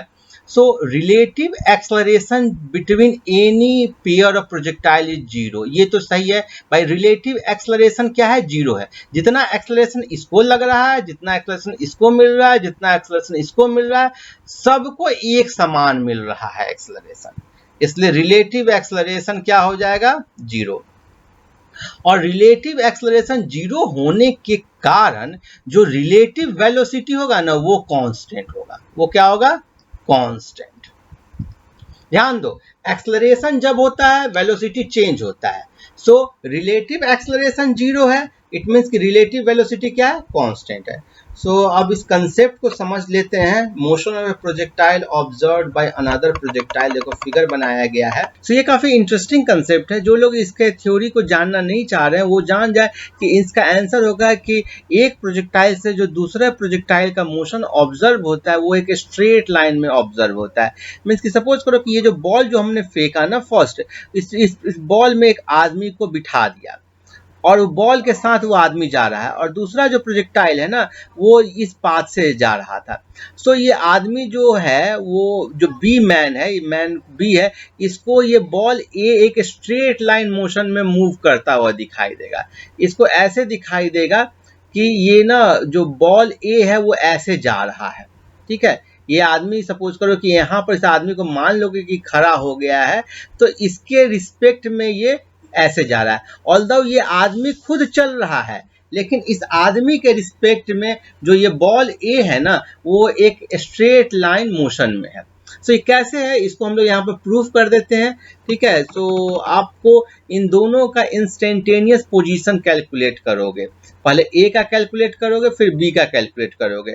सो ए क्या है, u1 वेलोसिटी से गया है थीटा 1 एंगल पर, और बी क्या है, u2 वेलोसिटी से गया है थीटा 2 एंगल पर। तो बॉल ए के लिए x1 क्या हो जाएगा। सो ये सपोज करो कि एक कोई किसी टाइम इंस्टेंट लो जहां पर जो बॉल बी है ना वो आपको x1 y1 पे है, इनफैक्ट ये x2 y2 है, और a जो है वो क्या है, x1 y1 है। तो अब देखो क्या हो जाएगा, x1 हो जाएगा u1 cos theta 1 into time t, and y1 हो जाएगा u1 sin theta 1 into t minus 1/2 GTS पर। सिंपल फॉर्मूला आपने लगा दिया। और जो बॉल b होगा जो ये दूसरा वाला बॉल है जो कि नीचे में दिखाया गया है, उसके लिए हो जाएगा u2 cos theta 2 into T and y2 हो जाएगा u2 sin theta 2 into T minus 1/2 gt square. Clear है ये? सो अब क्या है ना, ए के रिस्पेक्ट में देखो दूसरे को, मीन्स कि बी के रिस्पेक्ट में यदि तुम ए को देख रहे हो तो बी को आप मान लो कि स्टॉप कर दिए हो, तो देखो कि ए बी के रिस्पेक्ट में कितना एक्स्ट्रा है। तो ये एक्स एक्सिस के लॉन्ग जो एक्स्ट्रा है वो क्या है, x1 माइनस x2, और वाई एक्सिस के लॉन्ग जो एक्स्ट्रा है वो क्या है, y1 minus y2। So clearly with respect to ball B the position of ball A is given by, देखो with respect to मीन्स कि B के फ्रेम में रख के A को देख रहे हैं, ठीक है। सो ये हो जाएगा x हो जाएगा x1 माइनस x2, सो x1 माइनस x2 क्या आ गया, u1 cos theta 1 minus u2 cos theta 2 t, और इसको यदि आप a मान लोगे तो ये क्या हो जाएगा, at के इक्वल हो जाएगा। सिमिलरली y लोगे तो क्या होगा, y1 minus y2, because with respect to ball b ले रहे हो, तो ये क्या हो जाएगा, u1 sin theta 1 minus u2 sin theta 2 into time t, और इस टर्म को आप b मान लोगे तो ये हो गया y is equal to bt। So clearly with respect to b, so मैं लिखता हूं clearly with respect to b the motion of ball a is given by, कैसे दिया जाएगा, y is equal to b t and x is equal to a t से। और ये बताओ ये किसका इक्वेशन है, सो ये एक आपको स्ट्रेट लाइन का इक्वेशन है जिसका स्लोप ऑफ लाइन क्या होगा, स्लोप ऑफ लाइन होगा y by x is equal to b by a. So हम लोगों ने जो स्टार्टिंग में ये स्लोप बोला था ना, इसमें यदि आप ये एंगल थीटा लोगे तो tan थीटा का वैल्यू होगा b बाई ए। सो ये जो एक b था ना उसके रिस्पेक्ट में लगेगा कि बॉल a जो जिस एंगल पर, जिस लाइन पे जा रहा है वो इतना एंगल बना रहा है b बाई ए, जहां b का वैल्यू क्या है, b का वैल्यू है a और a का वैल्यू है ये, और ये कांस्टेंट है, मींस ये वेरी नहीं कर रहा है। This motion of a projectile related to another projectile is a straight line. एक कंसेप्ट था, समझ गए आप। नेक्स्ट प्रॉब्लम देखते हैं जो कि एम से पूछा गया है। A body is projected from ground with a velocity of 50 metre पर second at an angle of 30 degree. ये बेसिकली आपको एम्स का प्रॉब्लम है। It crosses a wall after 3 seconds. How far beyond the wall the body will strike the ground? तो ये suppose करो दिया गया है 50 मीटर पर सेकेंड से जा रहा है और एंगल 30 डिग्री है, मीन्स कि ये एंगल 30 डिग्री है। तो ये ऐसे करके क्रॉस होता है और ना एक वॉल है। सो ये वॉल कहाँ पर होगा, सपोज करो कि ये वॉल कहाँ पर है वो भी पहले हम लोग जान लेते हैं। सो देखो ये कितना 3 सेकंड के बाद वॉल को क्रॉस करता है। So total time of motion देखोगे t, तो क्या होगा 2u sin थीटा बाई जी, यही होता है ना टाइम ऑफ फ्लाइट। तो t is equal to 2 into 50 into sine theta sine 30 degree 1/2 by g का वैल्यू आप यदि 10 मान लेते हो तो अप्रोक्सीमेटली 5 सेकेंड में ये यहाँ से स्टार्ट करता है और यहाँ पर गिर जाता है। मीन्स कि ऑलमोस्ट ये t is equal to 2.5 second पर ये बीच में क्रॉस कर रहा था। तो ये 3 सेकेंड के बाद वॉल को क्रॉस करता है, तो आप मान सकते हो कि वॉल कहाँ पर रहा होगा, यहाँ पर रहा होगा। ठीक है, सो ये आपको पोजीशन ऑफ वॉल है। इसको क्रॉस कर गया। अब आपसे पूछ रहा है कि वॉल को क्रॉस करके बॉडी ग्राउंड को कितने दूर पे स्ट्राइक किया, मीन्स कि आपसे ये डिस्टेंस पूछ रहा है। सो अब देखो कि ये कितना डिस्टेंस होगा। सो ये वेलोसिटी किस वेलोसिटी से जा रहा था, so 50 cos 30 degree that is 50 into square root 3/2। So ये हो जाएगा 25 into square root 3। So clearly ये डिस्टेंस होगा 2 second into 25 into square root 3 metre, that is 50 square root 3 metre, that is 50 into 1.732, that is almost 86 के आसपास आएगा। तो ये आंसर ए हो जाएगा 86.6 मीटर। आसान प्रॉब्लम था। आगे बढ़ते हैं और नेक्स्ट प्रॉब्लम जो है वो असर्शन रीजन के फॉर्म में है। एम्स 2018 से लिया गया प्रॉब्लम नंबर 13। इसको बनाने के बाद आप ट्रेजेक्ट्री ऑफ प्रोजेक्टाइल के कंसेप्ट को समझेंगे। असर्शन बोल रहा है the trajectory of projectile is quadratic in y and linear in x, और रीजन बोल रहा है y component is independent of x component. So पहले मैं लिख देता हूँ ट्रेजेक्ट्री ऑफ प्रोजेक्टाइल क्या होता है। सो प्रोजेक्टाइल का ट्रेजेक्ट्री होता है y is equal to x tan theta minus 1/2 g x square by u square cos square theta, यही आपको प्रोजेक्टाइल का ट्रेजेक्ट्री होता है। सो ये क्वाड्रेटिक इन y है? नहीं, ये तो लीनियर इन y है, ये गलत हो गया। लीनियर इन x बोल रहा है जबकि क्वाड्रेटिक इन x है, ये गलत है। y component is independent of x component, नहीं बिल्कुल गलत है, क्योंकि y component is dependent on the x component. So assertion भी गलत है, रीजन भी गलत है। आइए हम लोग ट्रेजेक्ट्री और प्रोजेक्टाइल के बारे में सारे कंसेप्ट समझ लेते हैं। So this is all about equation of trajectory, और ये बहुत ही आसान है। देखो, जब एक प्रोजेक्टाइल को u स्पीड से थीटा एंगल पर फेंकते हो तो वो ऐसे करके मूवमेंट करता है, ठीक है। और कोई एक पर्टिकुलर पॉइंट ले लो, वहां पर यदि इसका कोऑर्डिनेट xy होगा तो ट्रेजेक्ट्री क्या हो गया? लोकस या बोलो पाथ। और पाथ निकालने के लिए जो भी पैरामीटर्स होता है उसको आपको रिमूव करना होता है। ये पिछला वीडियो जो था जनरल 2 डायमेंशनल मोशन का, उसमें हम लोग लोकस कैसे निकालते हैं उसको अच्छे से समझे थे। आप यदि उसको फॉलो नहीं किए हैं तो जाइए पहले उसको देखिए। सो क्लियरली x का वैल्यू हो गया u cos theta into T. आपको मालूम है x क्या आता है? u cos theta into T से आता है, एंड y आता है u sin theta into T minus 1/2 gt square से। सो आपको बेसिकली t के टर्म को इलिमिनेट करना है। तो t के टर्म को इलिमिनेट करने के लिए यहाँ से आप t ले लो, t का वैल्यू ले लो और इसमें डाल दो।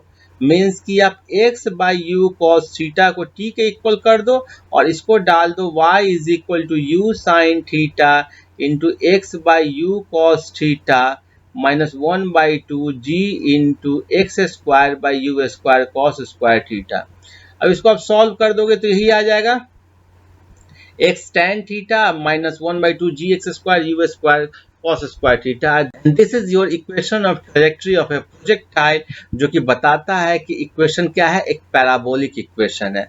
सो आपको प्रोजेक्टाइल का इक्वेशन क्या होता है? पैराबोलिक इक्वेशन होता है।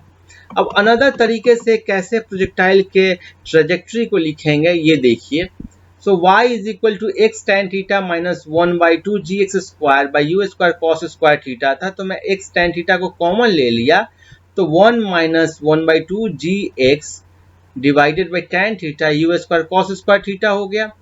सो ये x tan थीटा को लेने के बाद आप इसको फर्दर सॉल्व करोगे, देखो यहाँ पर सॉल्व किया गया है, तो अब देखोगे कि इस फॉर्म में चेंज हो गया, ठीक है। सो क्लियरली ये आपको किसके इक्वल है? Range x divided by range. आपको रेंज का फॉर्मूला मालूम है, you square sine 2 theta by ji. So clearly ये हो गया आपको u square sine 2 theta by g, आपको नीचे में है देखो।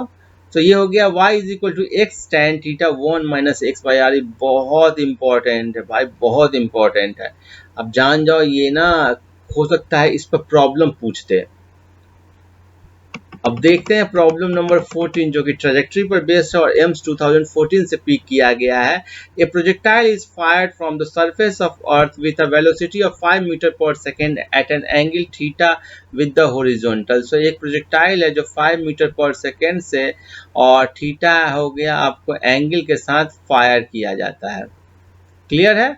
फिर another projectile fire from another planet with a velocity of 3 metre पर second with the same angle. So 3 metre पर सेकेंड से सेम एंगल पर फायर किया जाता है, तो भी ये इसका जो ट्रेजेक्ट्री है सेम है, ठीक है। फॉलो आइडेंटिकल ट्रेजेक्ट्री मीन्स कि ये अर्थ पर किया गया है और ये किसी दूसरे प्लैनेट पे किया गया है और ट्रेजेक्ट्री सेम है। तो आपसे पूछ रहा है कि यहाँ पर एक्सेलरेशन ड्यू टू ग्रेविटी क्या है, मीन्स यहाँ पर एक्सेलरेशन ड्यू टू ग्रेविटी क्या है। यहाँ पर आपको g का वैल्यू मालूम होता है 9.8 मीटर पर सेकेंड स्क्वायर। कैसे निकालोगे? ट्रेजेक्ट्री सेम है, as the equation of trajectory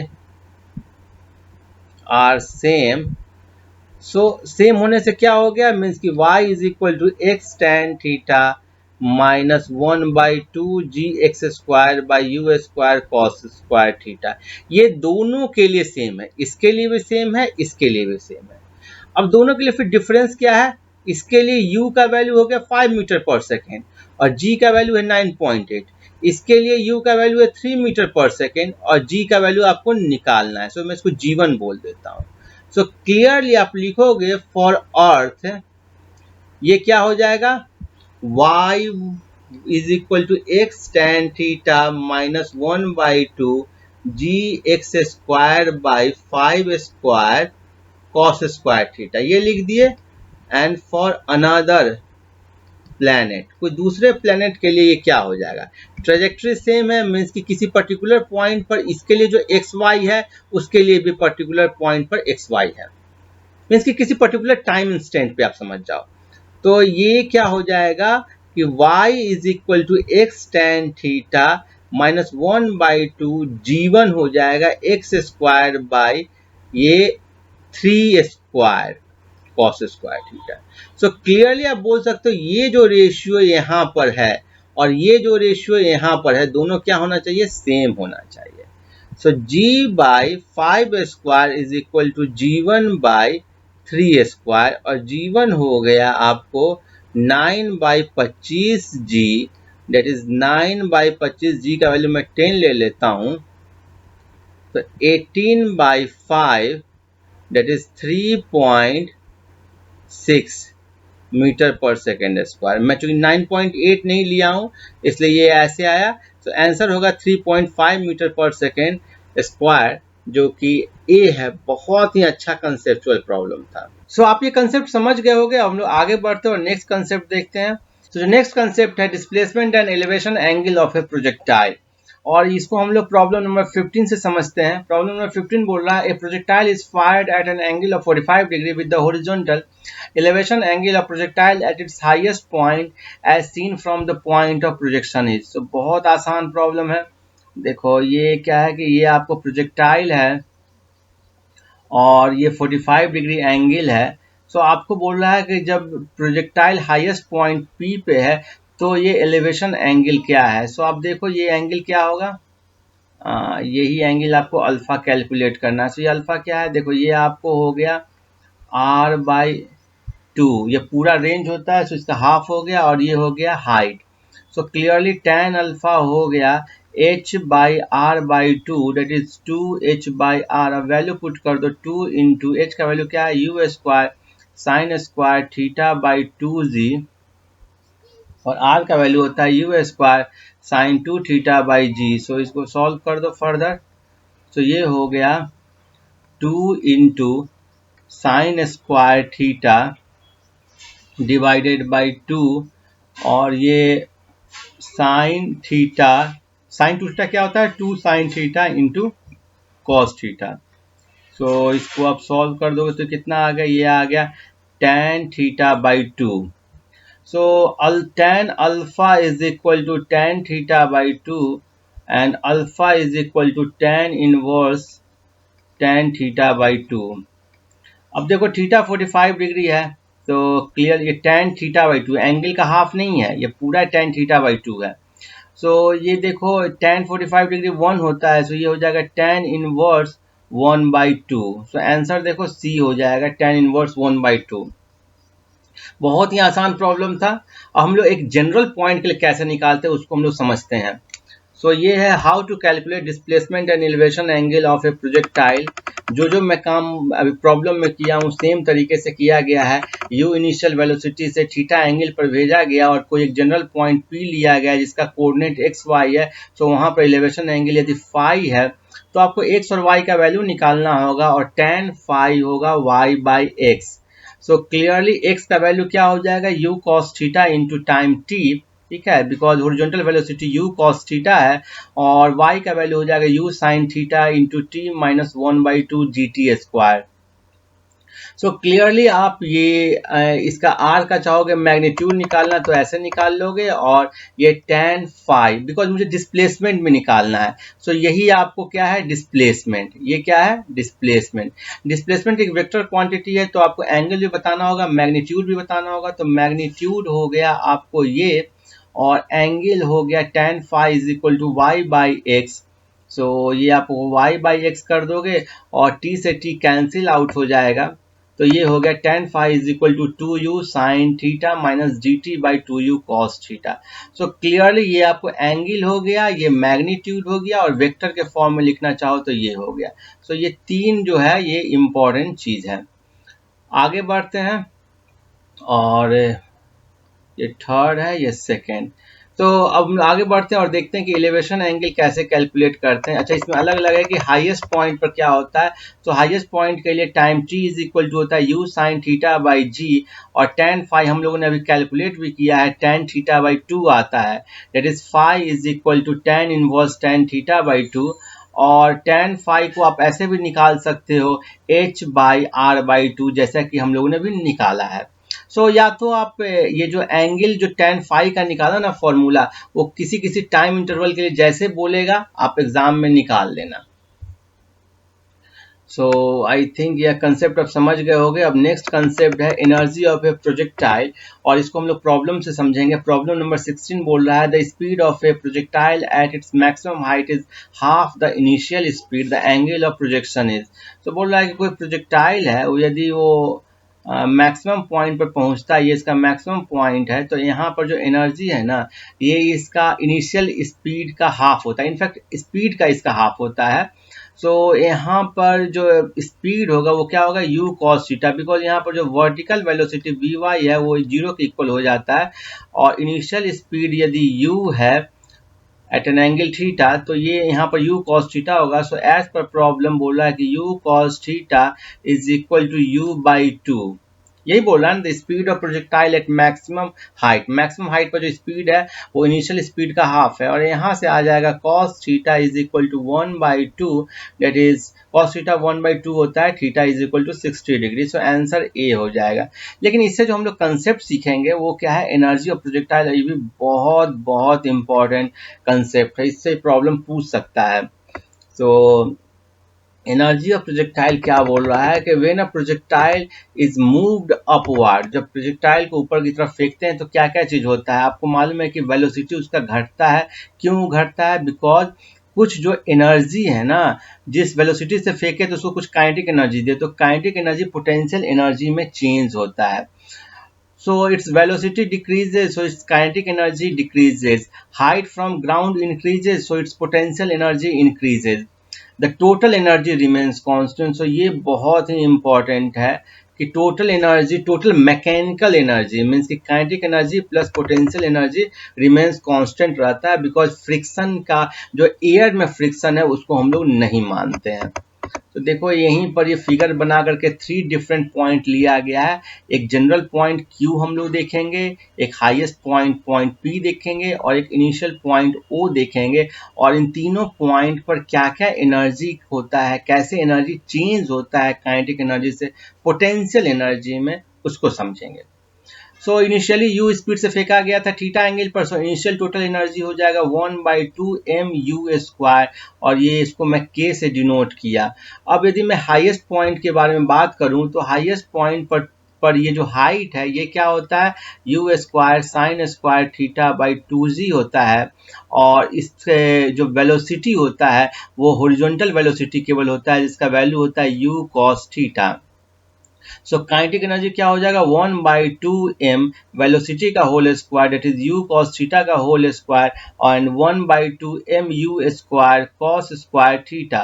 1/2 m u square है टोटल काइनेटिक एनर्जी के बराबर। ये क्या है, आपको टोटल काइनेटिक एनर्जी को मैंने k से दिखाया है। ये k cos square theta. Highest point पर जो एनर्जी आ रहा है वो क्या आ रहा है, k cos square theta. Initial point पर आपको टोटल काइनेटिक एनर्जी, मैं काइनेटिक एनर्जी बोलूं तो काइनेटिक एनर्जी यहाँ पर k है, पोटेंशियल एनर्जी यहाँ पर 0 है। यहाँ पर काइनेटिक एनर्जी आपको आया k cos स्क्वायर थीटा। अब पोटेंशियल एनर्जी देखते हैं कितना आता है। पोटेंशियल एनर्जी आप mgh से निकालोगे, mgh का वैल्यू मैं बताया u square sine square theta by 2g। इसको करोगे तो क्या आएगा, फिर सॉल्व कर दोगे 1/2 mu square sine square theta, that is 1/2 mu square k के इक्वल है, k साइन स्क्वायर थीटा। इस पर्टिकुलर पॉइंट पर, हाईएस्ट पॉइंट पर जहां काइनेटिक एनर्जी हुआ k cos square theta, potential energy हुआ k साइन स्क्वायर थीटा, और total energy इन दोनों का जोड़ दोगे तो k sine square theta plus cos square theta is equal to k। So highest point पर भी हम लोगों ने देख लिया कि टोटल एनर्जी k के इक्वल होता है। सो टोटल एनर्जी जो 1/2 mu² है वही निकल के आया। अब एक जनरल पॉइंट की बात करते हैं। सो जनरल पॉइंट के लिए आप टाइम t के रिस्पेक्ट में निकालोगे और यहाँ पर भी हम साबित करेंगे, हम लोग देखेंगे कि जो टोटल काइनेटिक एनर्जी है वो कांस्टेंट ही आएगा। सो कोई जनरल पॉइंट के लिए आप कोई टाइम t ले लोगे, टाइम t पर जो हाइट का फॉर्मूला लगाओगे h is equal to u sine theta t minus 1/2 gt² हो जाएगा, कोई दिक्कत नहीं है। v का वैल्यू आपको आ गया, v का दो कंपोनेंट होगा, ठीक है, u cos थीटा, यहाँ पर t नहीं होगा, सो ये होगा u cos थीटा, ये आपको vx है और ये आपको vy है, so vx square plus vy square. So clearly इसको सॉल्व करोगे तो क्या आएगा, u square g square t square minus 2u gt sine theta. So ये वेलोसिटी का वैल्यू आ गया। अब जनरल पॉइंट पर जो काइनेटिक एंड टोटल एनर्जी होगा, ये टोटल एनर्जी के क्या है मेरा, टोटल एनर्जी। तो टोटल एनर्जी होगा kinetic energy 1/2 mv² plus mgh। h आपने निकाल रखा है, इक्वेशन 1 दिया, और v आपने निकाला इक्वेशन 2। सो इसको सॉल्व करोगे तो m/2 में कॉमन ले लिया, v² देखो यही है, so u square plus g square t square minus 2u gt sine theta और प्लस आपको mgh, यहाँ पर m/2 कॉमन लिए तो 2gh हो गया, तो 2g मैं लिख दिया और h यही है u sine theta t minus 1/2 gt²।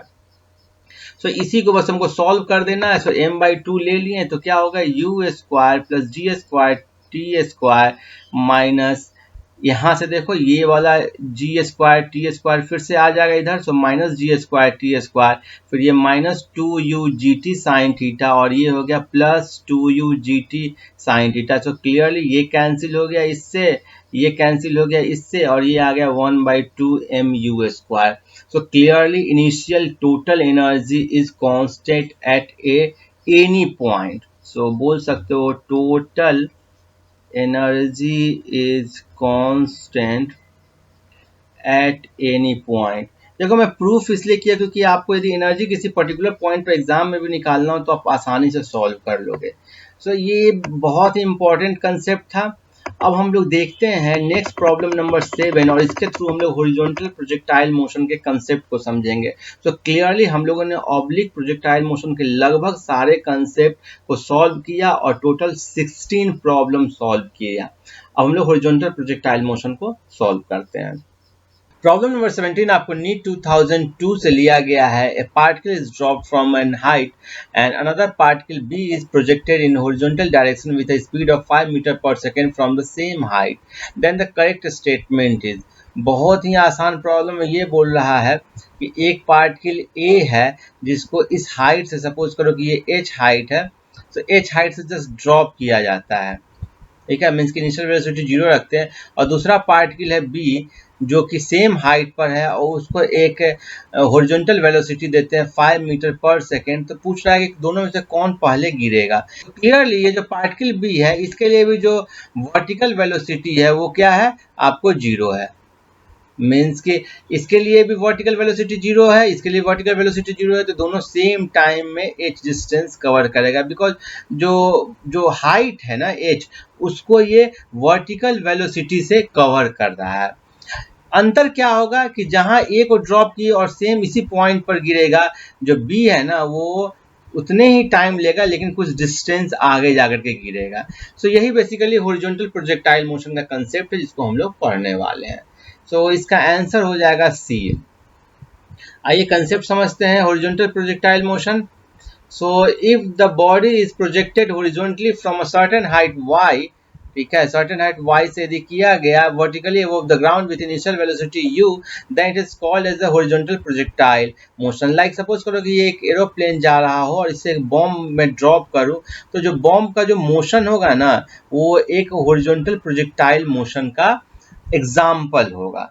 So basically इसी के मोशन को हम लोग एनालाइज करेंगे। सो देखो यदि एरोप्लेन से बॉम्ब को ड्रॉप किया गया तो ये बॉम्ब ना एक इनिशियल हॉरिजॉन्टल वेलोसिटी में था। क्योंकि ये एरोप्लेन के अंदर में था, इसलिए जो एरोप्लेन का हॉरिजॉन्टल वेलोसिटी था वही बॉम्ब का भी हॉरिजॉन्टल वेलोसिटी होगा। सो इस बॉम्ब का हॉरिजॉन्टल वेलोसिटी u होगा। तो यहाँ पर लिखा गया है vx is equal to u, that is horizontal velocity is u and vertical velocity is 0, because इसको ड्रॉप किया गया है। अब आपको दो पार्ट में दो मोशन, दो वन डायमेंशनल मोशन को एनालाइज करना होगा, एक जो हॉरिजॉन्टल मोशन है और एक जो वर्टिकल मोशन है। जहां पर हॉरिजॉन्टल मोशन के लिए इनिशियल वेलोसिटी u है, वर्टिकल मोशन के लिए इनिशियल वेलोसिटी 0 है। पहला आता है ट्रेजेक्ट्री ऑफ प्रोजेक्टाइल। ट्रेजेक्ट्री के लिए आप x और y के टर्म में निकालते हो, क्लियरली ये u जो है वो कांस्टेंट होगा, because acceleration due to gravity आपको नीचे की तरफ लग रहा है। हॉरिजॉन्टल वेलोसिटी कांस्टेंट होगा u। x is equal to you t and y का वैल्यू क्या होगा, आपको मालूम है कि s is equal to U T plus half A T square होता है।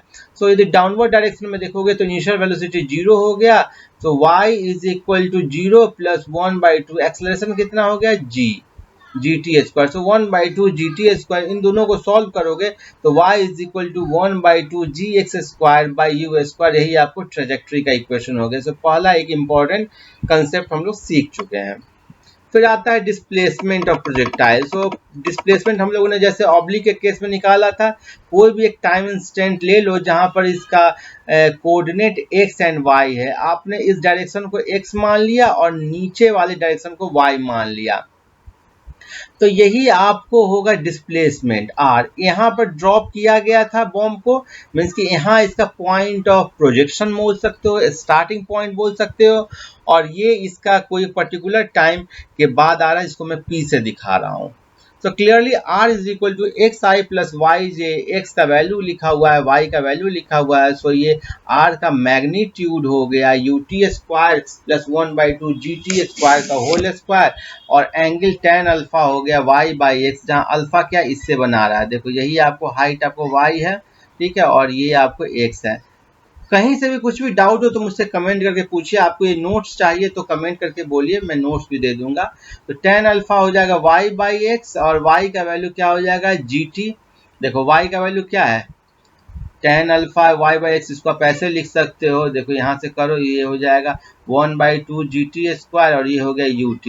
ये कैंसिल हो गया, तो क्या होगा gt by 2u। tan alpha is equal to gt by 2u, और अल्फा हो गया tan inverse gt by 2u। आप चाहो तो y के टर्म में भी निकाल सकते हो। सपोज करो कि प्रॉब्लम में आपको टाइम की जगह हाइट दिया रहे, तो ये फॉर्मूला दिया जाएगा, ये हाइट y दिया रहेगा, तो टाइम और हाइट के बीच का ये रिलेशन होता है, आपको मालूम है। तो t हो जाएगा square root 2y by g. t की जगह आप स्क्वायर रूट 2y बाई जी डाल दोगे तो क्या आ जाएगा, यही आ जाएगा टर्म। क्लियर है, बहुत ही आसान है। देखो मैं निकाल देता हूँ यहाँ पर gt by 2u, it is g into square root 2y by g by 2u, that is ये हो जाएगा square root 2yg divided by 2u। अब 2 को अंदर ले जाओ तो क्या हो जाएगा, square root yg by 2 divided by u। Same चीज आ गया ना। आगे बढ़ते हैं, नेक्स्ट कंसेप्ट देखते हैं, और नेक्स्ट है इंस्टेंटेनियस वेलोसिटी। मीन्स कि किसी पर्टिकुलर टाइम इंस्टेंट पर वेलोसिटी, तो अगेन आपको हॉरिजॉन्टल वेलोसिटी कांस्टेंट रहेगा, वर्टिकल वेलोसिटी इनिशियल वेलोसिटी 0 है तो gt के इक्वल हो जाएगा, स्क्वायर रूट 2gy के इक्वल हो जाएगा। वेक्टर फॉर्म में ये लिखा जाएगा, मैग्नीट्यूड के रूप में ये होगा। आपको डायरेक्शन भी निकालना होता है, बिकॉज वेलोसिटी एक वेक्टर क्वांटिटी है। डायरेक्शन ऑफ इंस्टेंटेनियस वेलोसिटी क्या हो जाएगा, tan phi vy by vx हो जाएगा, और vy का वैल्यू आपने निकाला है gt, और vx का वैल्यू u है, तो square root 2gy by u। ऐसे करके आप निकाल लोगे instantaneous velocity. Time of flight तो निकालना दुनिया का सबसे आसान काम है।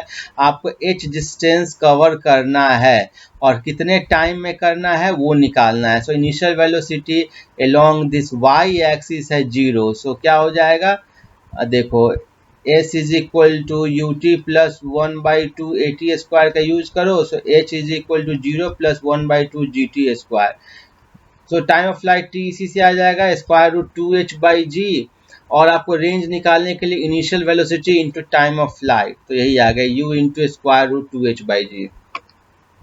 अब कुछ एडिशनल कंसेप्ट इसमें देख लेते हैं। ये एक इम्पॉर्टेंट है जिस पर आपसे सवाल पूछा गया था। If projectile A and B are projected horizontally with different initial velocity from same height and third projectile C is dropped from the same point, तो ये एक पॉइंट है जिससे कि पहला आपको C को ड्रॉप किया गया मीन्स कि इस केस में इनिशियल वेलोसिटी होगा 0, इसको आपने एक इनिशियल वेलोसिटी दिया UB मान लो, और इसको इनिशियल वेलोसिटी दिया है आपने UA मान लिया हॉरिजॉन्टली। तो आपसे पूछ रहा है कि इसको कितना टाइम लगा। तो तीनों को सेम टाइम लगेगा जमीन में पहुंचने पे, बिकॉज तीनों के लिए जो वर्टिकल वेलोसिटी है वो सेम है। So all three particles will take equal time to reach the ground. क्यों? Because equal vertical initial velocity equal to 0 आया था, 0 मीटर पर सेकेंड से। There net velocity would be different, ठीक है। सो नेट वेलोसिटी डिफरेंट होगा, लेकिन जो वर्टिकल वेलोसिटी तीनों का सेम होगा, because vertical velocity v y क्या होगा 0 plus g t, that is v y is equal to g t, और ये सेम होगा तीनों के लिए। So v y v y v y, लेकिन वी एक्स तीनों के लिए डिफरेंट होगा, क्योंकि स्टार्टिंग वेलोसिटी क्या है इसमें यू बी है, तो ये हो जाएगा यू बी हो जाएगा, ये क्या हो जाएगा यू ए हो जाएगा, और ये क्या हो जाएगा इसमें हो जाएगा u is equal to 0। So अब नेट वेलोसिटी की बात करोगे तो नेट वेलोसिटी होगा vertical velocity plus horizontal velocity का square root. So net velocity different होगा इसका। So their net velocity would be different, but three particles possess the same vertical component of velocity. The trajectory of projectile A and B will be a straight line with respect to particle C. ये हम लोगों को पता है, ठीक है। सो इसमें कोई दिक्कत नहीं है। अब ट्रेजेक्ट्री कैसा होगा यदि आप चेक करना चाहोगे तो देखो मैं फिगर से बता देता हूँ, बहुत ही प्यारा सा ये कंसेप्ट है। यदि आप सी में एक आदमी को बैठा दो तो उसको क्या लगेगा, उसके लिए सी से जितना स्पीड से नीचे आ रहा है बी भी उतना ही से आ रहा है, ए भी उतना ही से आ रहा है। सो सी वाले आदमी को लगेगा कि एक कोई पार्टिकल है ए का जो इस तरफ जा रहा है, किस वेलोसिटी से यूए से, और इस तरफ बी वाला इस तरफ जा रहा है यूबी से। क्लियर है? सी को ये लगेगा। ये यदि ए में एक आदमी को बिठा दोगे तो उसको बी के रिस्पेक्ट में क्या लगेगा, उसको लगेगा कि बी के रिस्पेक्ट में ऐसे जा रहा है। मीन्स कि ये देखो कितना अच्छा कंसेप्ट है कि एक के रिस्पेक्ट में दूसरा प्रोजेक्टाइल कैसा दिखता है। सो अब एक लास्ट ये कंसेप्ट है, various particle thrown with the same initial velocity. यदि सेम इनिशियल वेलोसिटी से फेंका गया लेकिन अलग अलग एंगल ऑफ प्रोजेक्शन पे फेंका गया, तो जो ग्राउंड को जो स्ट्राइक करेगा ना सेम स्पीड से करेगा। ध्यान दो, मैं यहाँ पे स्पीड वर्ड यूज किया हूँ। At different time irrespective of their initial direction of velocity. ऐसा क्यों? इसको यू से किया गया नीचे की तरफ, ठीक है, इसको u से ऊपर की तरफ किया गया, तो ये ऊपर जाएगा एक हाइट तक जाएगा, फिर जब नीचे होकर इस पॉइंट पर आएगा ना तो नीचे की तरफ इसका स्पीड कितना होगा u होगा। ये जो है ना इसको फेंका गया तो ये जब इस पॉइंट पर जब आएगा ना तो इसका क्या होगा u होगा। डायरेक्शन किसी भी तरफ हो सकता है लेकिन u होगा। सो नेट यहाँ पर जब पहुंचेगा ना तो आप एनर्जी कंजर्वेशन लगाओगे तो सेम स्पीड होगा। क्या होगा? सेम स्पीड, बिकॉज यहाँ पर सबका इनिशियल काइनेटिक एनर्जी कितना है 1/2 mu², और फाइनल जो आप एनर्जी बोलोगे वो क्या हो गया mgh, मीन्स की पोटेंशियल एनर्जी ये, काइनेटिक एनर्जी ये, और यहाँ पर सबका आपको काइनेटिक एनर्जी क्या होगा 1/2 mv²। सो v सबके लिए सेम होगा, बिकॉज ये जो क्वांटिटी है ना सबके लिए सेम है, लेकिन टाइम अलग अलग होगा। जिसको नीचे की तरफ सीधे फेंका गया उसको सबसे कम टाइम लगेगा, और जिसको सीधे ऊपर की तरफ वर्टिकली भेजा गया है उसको सबसे ज्यादा टाइम लगेगा। तो आई थिंक ये समझ गए होंगे, बहुत ही आसान था, यही सब लिखा गया। टाइम किसके लिए लीस्ट रहेगा, टाइम किसके लिए मैक्सिमम रहेगा। अब हम लोग देखते हैं लास्ट कंसेप्ट है जो कि projectile on an inclined plane का है, और इसको हम लोग प्रॉब्लम से स्टार्ट करते हैं। प्रॉब्लम हालांकि एकदम इंक्लाइंड प्लेन का प्रॉब्लम नहीं है, लेकिन उससे मिलता जुलता प्रॉब्लम है नीट 2019 का। When an object is shot from the bottom of a long smooth inclined plane kept an angle 60 degree with the horizontal, it can travel a distance x1 along the plane. So ये एक suppose करो एक ये 60 degree है और यहाँ पर एक ऑब्जेक्ट को फेंका गया, कुछ स्पीड से फेंका गया होगा जो दिया नहीं गया है, और बोला है कि ये डिस्टेंस ना x1 ट्रेवल कर रहा है। दूसरे केस में यदि इसी को आपको एंगल चेंज कर दिया गया, एंगल चेंज करके ये 30 डिग्री कर दिया गया और अब फेंका जा रहा है, तो ये डिस्टेंस क्या कवर कर रहा है, x2 कवर कर रहा है, ये 30 डिग्री है। तो आपको कैलकुलेट करना है कि x1/x2 का रेशियो क्या होगा। ठीक है, तो ये बहुत ही आसान प्रॉब्लम है। आप चाहो तो इसको सीधे एनर्जी कंजर्वेशन से भी लगा सकते हो, एनर्जी कंजर्वेशन से भी सॉल्व कर सकते हो। सो आप इसको किसी भी तरीके से सॉल्व कर सकते हो, एनर्जी कंजर्वेशन से भी कर सकते हो, या फिर motion in a straight line का जो फॉर्मूला होता है उससे भी कर सकते हो। तो सपोज करो कि ये x1 इस प्लेन के अलोंग गया, तो ये हाइट कितना हो गया। यदि ये डिस्टेंस x1 है तो ये हाइट होगा, ये h हाइट है, तो x1 ये हो गया h is equal to x1 sine theta. तो क्लियरली इस केस में h1 मान लो और इस केस में आप h2 मान लो। So h2 is equal to x2 sine 30 degree और ये हो गया h1 is equal to x1 sine 60 degree. अब आप दिखा दो, देखो 1/2 mu² is equal to mgh हो जाएगा एनर्जी कंजर्वेशन से। सो क्लियरली यहाँ से आ जाएगा, इन दोनों के लिए सेम रहेगा। सो mgh1 is equal to mgh2 और ये हो जाएगा आपको x1 sine 60 degree is equal to x2 sine 30 degree और आपको निकालना है x1/x2, तो ये होगा sine 30 degree divided by sine 60 degree, that is 1/√3। तो आंसर सी हो जाएगा। ये तो हो गया, इस तरीके से हम लोग सॉल्व किए। यदि आप ये फॉर्मूला का यूज करते हो v² is equal to u² plus 2as का, तो इस केस में देखो क्या है, ये u ऊपर की तरफ दिए, जहां पर ये मैक्सिमम सपोज करो यहाँ पर आया, यहाँ पर वेलोसिटी हो गया 0 के equal, acceleration due to gravity नीचे की तरफ लग रहा है इस एंगल में, और ये देखो g इधर है, इधर तरफ एंगल हो गया g cos थीटा, इधर तरफ हो गया g sin theta. So acceleration जो है ना निगेटिव वे में g sin थीटा है, तो 0 is equal to u² minus 2g sin theta into x1। तो अब कर लो, ये आप सॉल्व कर लोगे तो क्या आ जाएगा, x1 is equal to u² by 2g sin theta. So clearly x1 by x2 is equal to 1 by sin theta 1 sin theta 2. So sin theta 2 का वैल्यू कितना हो गया, sin theta 2 है 30 डिग्री। So 1/2 divided by √3/2। सो किसी भी तरीके से solve करोगे सेम आंसर आएगा। डाउट हो, कुछ भी कंफ्यूजन हो तो मुझसे पूछिए। अब हम लोग लास्ट कंसेप्ट देख लेते हैं, प्रोजेक्टाइल ऑन इंक्लाइन प्लेन के लिए इंपॉर्टेंट फॉर्मूला क्या क्या होते हैं, और यहाँ पर जो ऑब्लिक प्रोजेक्टाइल मोशन का एनालॉजी है उसको हम लोग यूज करेंगे। अब देखो कि यहाँ पर एक कोई इंक्लाइनेशन है जो कि ग्राउंड से अल्फा इंक्लाइनेशन है, इस पर किसी ऑब्जेक्ट को u इनिशियल स्पीड से फेंका जाता है थीटा एंगल पर। थीटा एंगल इस इंक्लाइनेशन से बना रहा है, ना कि ग्राउंड से थीटा प्लस अल्फा एंगल बना रहा है।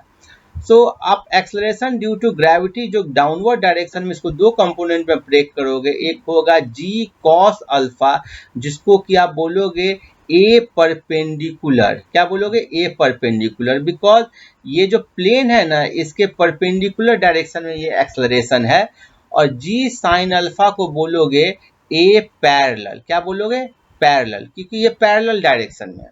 अब ध्यान दो, एक्सेलरेशन का दो कंपोनेंट है, जी है, इधर तरफ आपको जी कॉस अल्फा है, इधर तरफ आपको जी साइन अल्फा है। क्लियर है। अब इसी तरह से आप इनिशियल वेलोसिटी को मानोगे तो इधर तरफ u cos थीटा है जिसको u पैरेलल बोलोगे, और u sin थीटा है जिसको आप u परपेंडिकुलर बोलोगे। ये सारा टर्म दिया गया है। सो आपको टाइम पीरियड के लिए फॉर्मूला होता है 2 into you perpendicular by A perpendicular. बहुत इंपॉर्टेंट कंसेप्ट था, हम लोग ने देखा था क्या था, 2u sin theta by g oblique के केस में।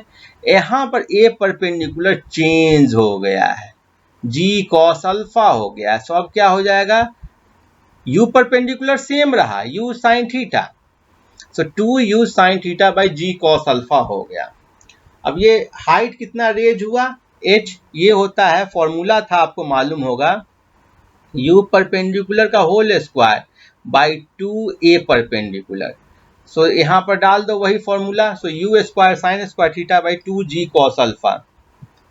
याद कर लो सिंपली, ये आपको बहुत काम आएगा ये। अब यदि आपको इन सब का डेरिवेशन देखना है तो एक प्रोजेक्टाइल मोशन का मेरा वीडियो है जिसमें सारे का डेरिवेशन भी अवेलेबल है।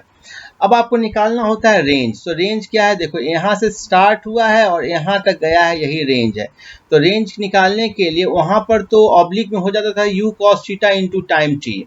यहाँ पर चूंकि एक एक्सलरेशन भी है पैरेलल में इस डायरेक्शन में जिसका वैल्यू है g साइन अल्फा। तो आप लिखोगे s is equal to U T plus half A T square का यूज करोगे। सो u cos थीटा आपको इनिशियल स्पीड हो गया into time t minus 1/2 acceleration parallel क्या हो गया g sine alpha into t square. So जब इसको आप सॉल्व करोगे जहाँ t का वैल्यू आप डाल दोगे 2u sine theta by g cos alpha और इसको सॉल्व करोगे तो ये आ जाएगा रेंज। बिल्कुल इसको रिमेंबर याद कर लो आप, 2u square sine theta cos theta plus alpha by g cos alpha. अब इसको याद कैसे करोगे, नॉर्मल केस में आपको मालूम होता है u square sine 2 theta by g, oblique के केस में ही होता है, मीन्स कि u square sine theta into cos theta into 2 divided by g. अब यहाँ पर क्या हो गया अंतर, u स्क्वायर तो u स्क्वायर रहा, साइन थीटा रहा, कॉस थीटा की जगह कॉस थीटा प्लस अल्फा हो गया और g की जगह g कॉस अल्फा हो गया। मीन्स कि कॉस थीटा में चेंज हुआ और g में चेंज हुआ। ठीक है, मैक्सिमम रेंज ऑब्लिक प्रोजेक्टाइल के केस में आया था theta is equal to pi by 4 के केस में, यहाँ पर आएगा pi by 4 minus alpha by 2। अब ध्यान दो, अभी आप प्रोजेक्टाइल को ऊपर फेंक रहे हो, ठीक है, अभी हम लोग जब नीचे फेंकेंगे तो कंडीशन अलग हो जाएगा, इसलिए ये याद रखना pi by 4 minus alpha by 2। और मैक्सिमम रेंज आता है R max is equal to you square by G 1 plus sine alpha. यदि डेरिवेशन चाहिए तो उस वीडियो का लिंक डिस्क्रिप्शन बॉक्स में दिया गया है। सो अब इसको एनालॉजी आप ड्रॉ कर सकते हो ऑब्लिक से। देखो टाइम था 2u perpendicular by ji, h यही था, ठीक है, r था u square sine 2 theta by G, r max था u square by G at theta is equal to 45 degree. और अब हम लोग लास्ट कंसेप्ट देख लेते हैं छोटा सा, if projectile is inclined down the inclination. तो इंक्लाइन डाउन के केस में आप देखो कि जो एक्सलरेशन ए परपेंडिकुलर था वो अभी भी जी कॉस अल्फा होगा, ए पैरेलल अभी भी आपको जी साइन अल्फा होगा। अंतर ये होगा कि जी साइन अल्फा ना पहले जहां रेसिस्टेंस कर रहा था अपोजिट डायरेक्शन में था, आपको रिटार्डेशन प्रोड्यूस कर रहा था, यहाँ पर ये एक्सलरेशन करेगा। सो टाइम ऑफ फ्लाइट में कोई अंतर नहीं आएगा, 2u perpendicular by A perpendicular same रहा। मैक्सिमम जो हाइट आया उसमें h, उसमें भी कोई अंतर नहीं आया। रेंज में अंतर आ जाएगा, रेंज अब की बार ज़्यादा हो जाएगा। रेंज हो गया u cos theta into time t plus 1/2 g sine alpha t square. So यहाँ पर जब डालोगे वैल्यू, देखो यहाँ पर प्लस साइन आ गया, पिछले बार में क्या था माइनस था। सो इसको सॉल्व करोगे तो ये आ गया। सो अब देखो कि जहां आप इंक्लाइनेशन अप के केस में था 2u square by ji sine theta cos theta plus alpha, ये अप के केस में था, डाउन के केस में आया थीटा माइनस अल्फा। और कॉस आपको मालूम है कि जितना छोटा होता है उसका वैल्यू उतना ज़्यादा होता है, मीन्स कि cos theta minus alpha is greater than cos theta plus alpha. तो क्लियरली इंक्लाइनेशन डाउन के केस में रेंज का वैल्यू ज़्यादा होगा। और condition of maximum range theta is equal to pi by 4 plus alpha by 2, inclination up के case में था pi by 4 minus alpha by 2। और मैक्सिमम रेंज का वैल्यू आप इसमें डाल दोगे वैल्यू तो कितना आ जाएगा u square by G 1 minus sine alpha. और इस केस में क्या आया था u square by G 1 plus sine alpha. इस सब का डेरिवेशन चाहिए तो डिस्क्रिप्शन बॉक्स में जो लिंक है उसको सॉल्व कीजिए, देखिए आपको समझ में आएगा। सो इस तरह से प्रोजेक्टाइल मोशन के लगभग हम लोग 18 प्रॉब्लम को बनाए और काफ़ी सारे नए कंसेप्ट को सीखे। बिलीव मी, इस टाइप का वीडियो आपको कहीं पर भी यूट्यूब पर कहीं नहीं मिलेगा, इतने कम टाइम में इतने सारे कंसेप्ट को डिस्कस किए हुआ। सो इस वीडियो को ज़्यादा से ज़्यादा शेयर कीजिए, लाइक कीजिए, अपने फ्रेंड्स को बताइए। इस चैनल को सब्सक्राइब नहीं किए तो आप सब्सक्राइब कीजिए। कोई पर्टिकुलर टॉपिक का वीडियो चाहिए तो वो आप बताइए। हम लोग नीट के एग्ज़ाम से पहले सारे इस तरह से चैप्टर वाइज कर लेंगे। सो कोई भी डाउट होने से मुझसे आप डायरेक्ट कांटेक्ट कर सकते हैं। Keep watching, happy learning, thank you.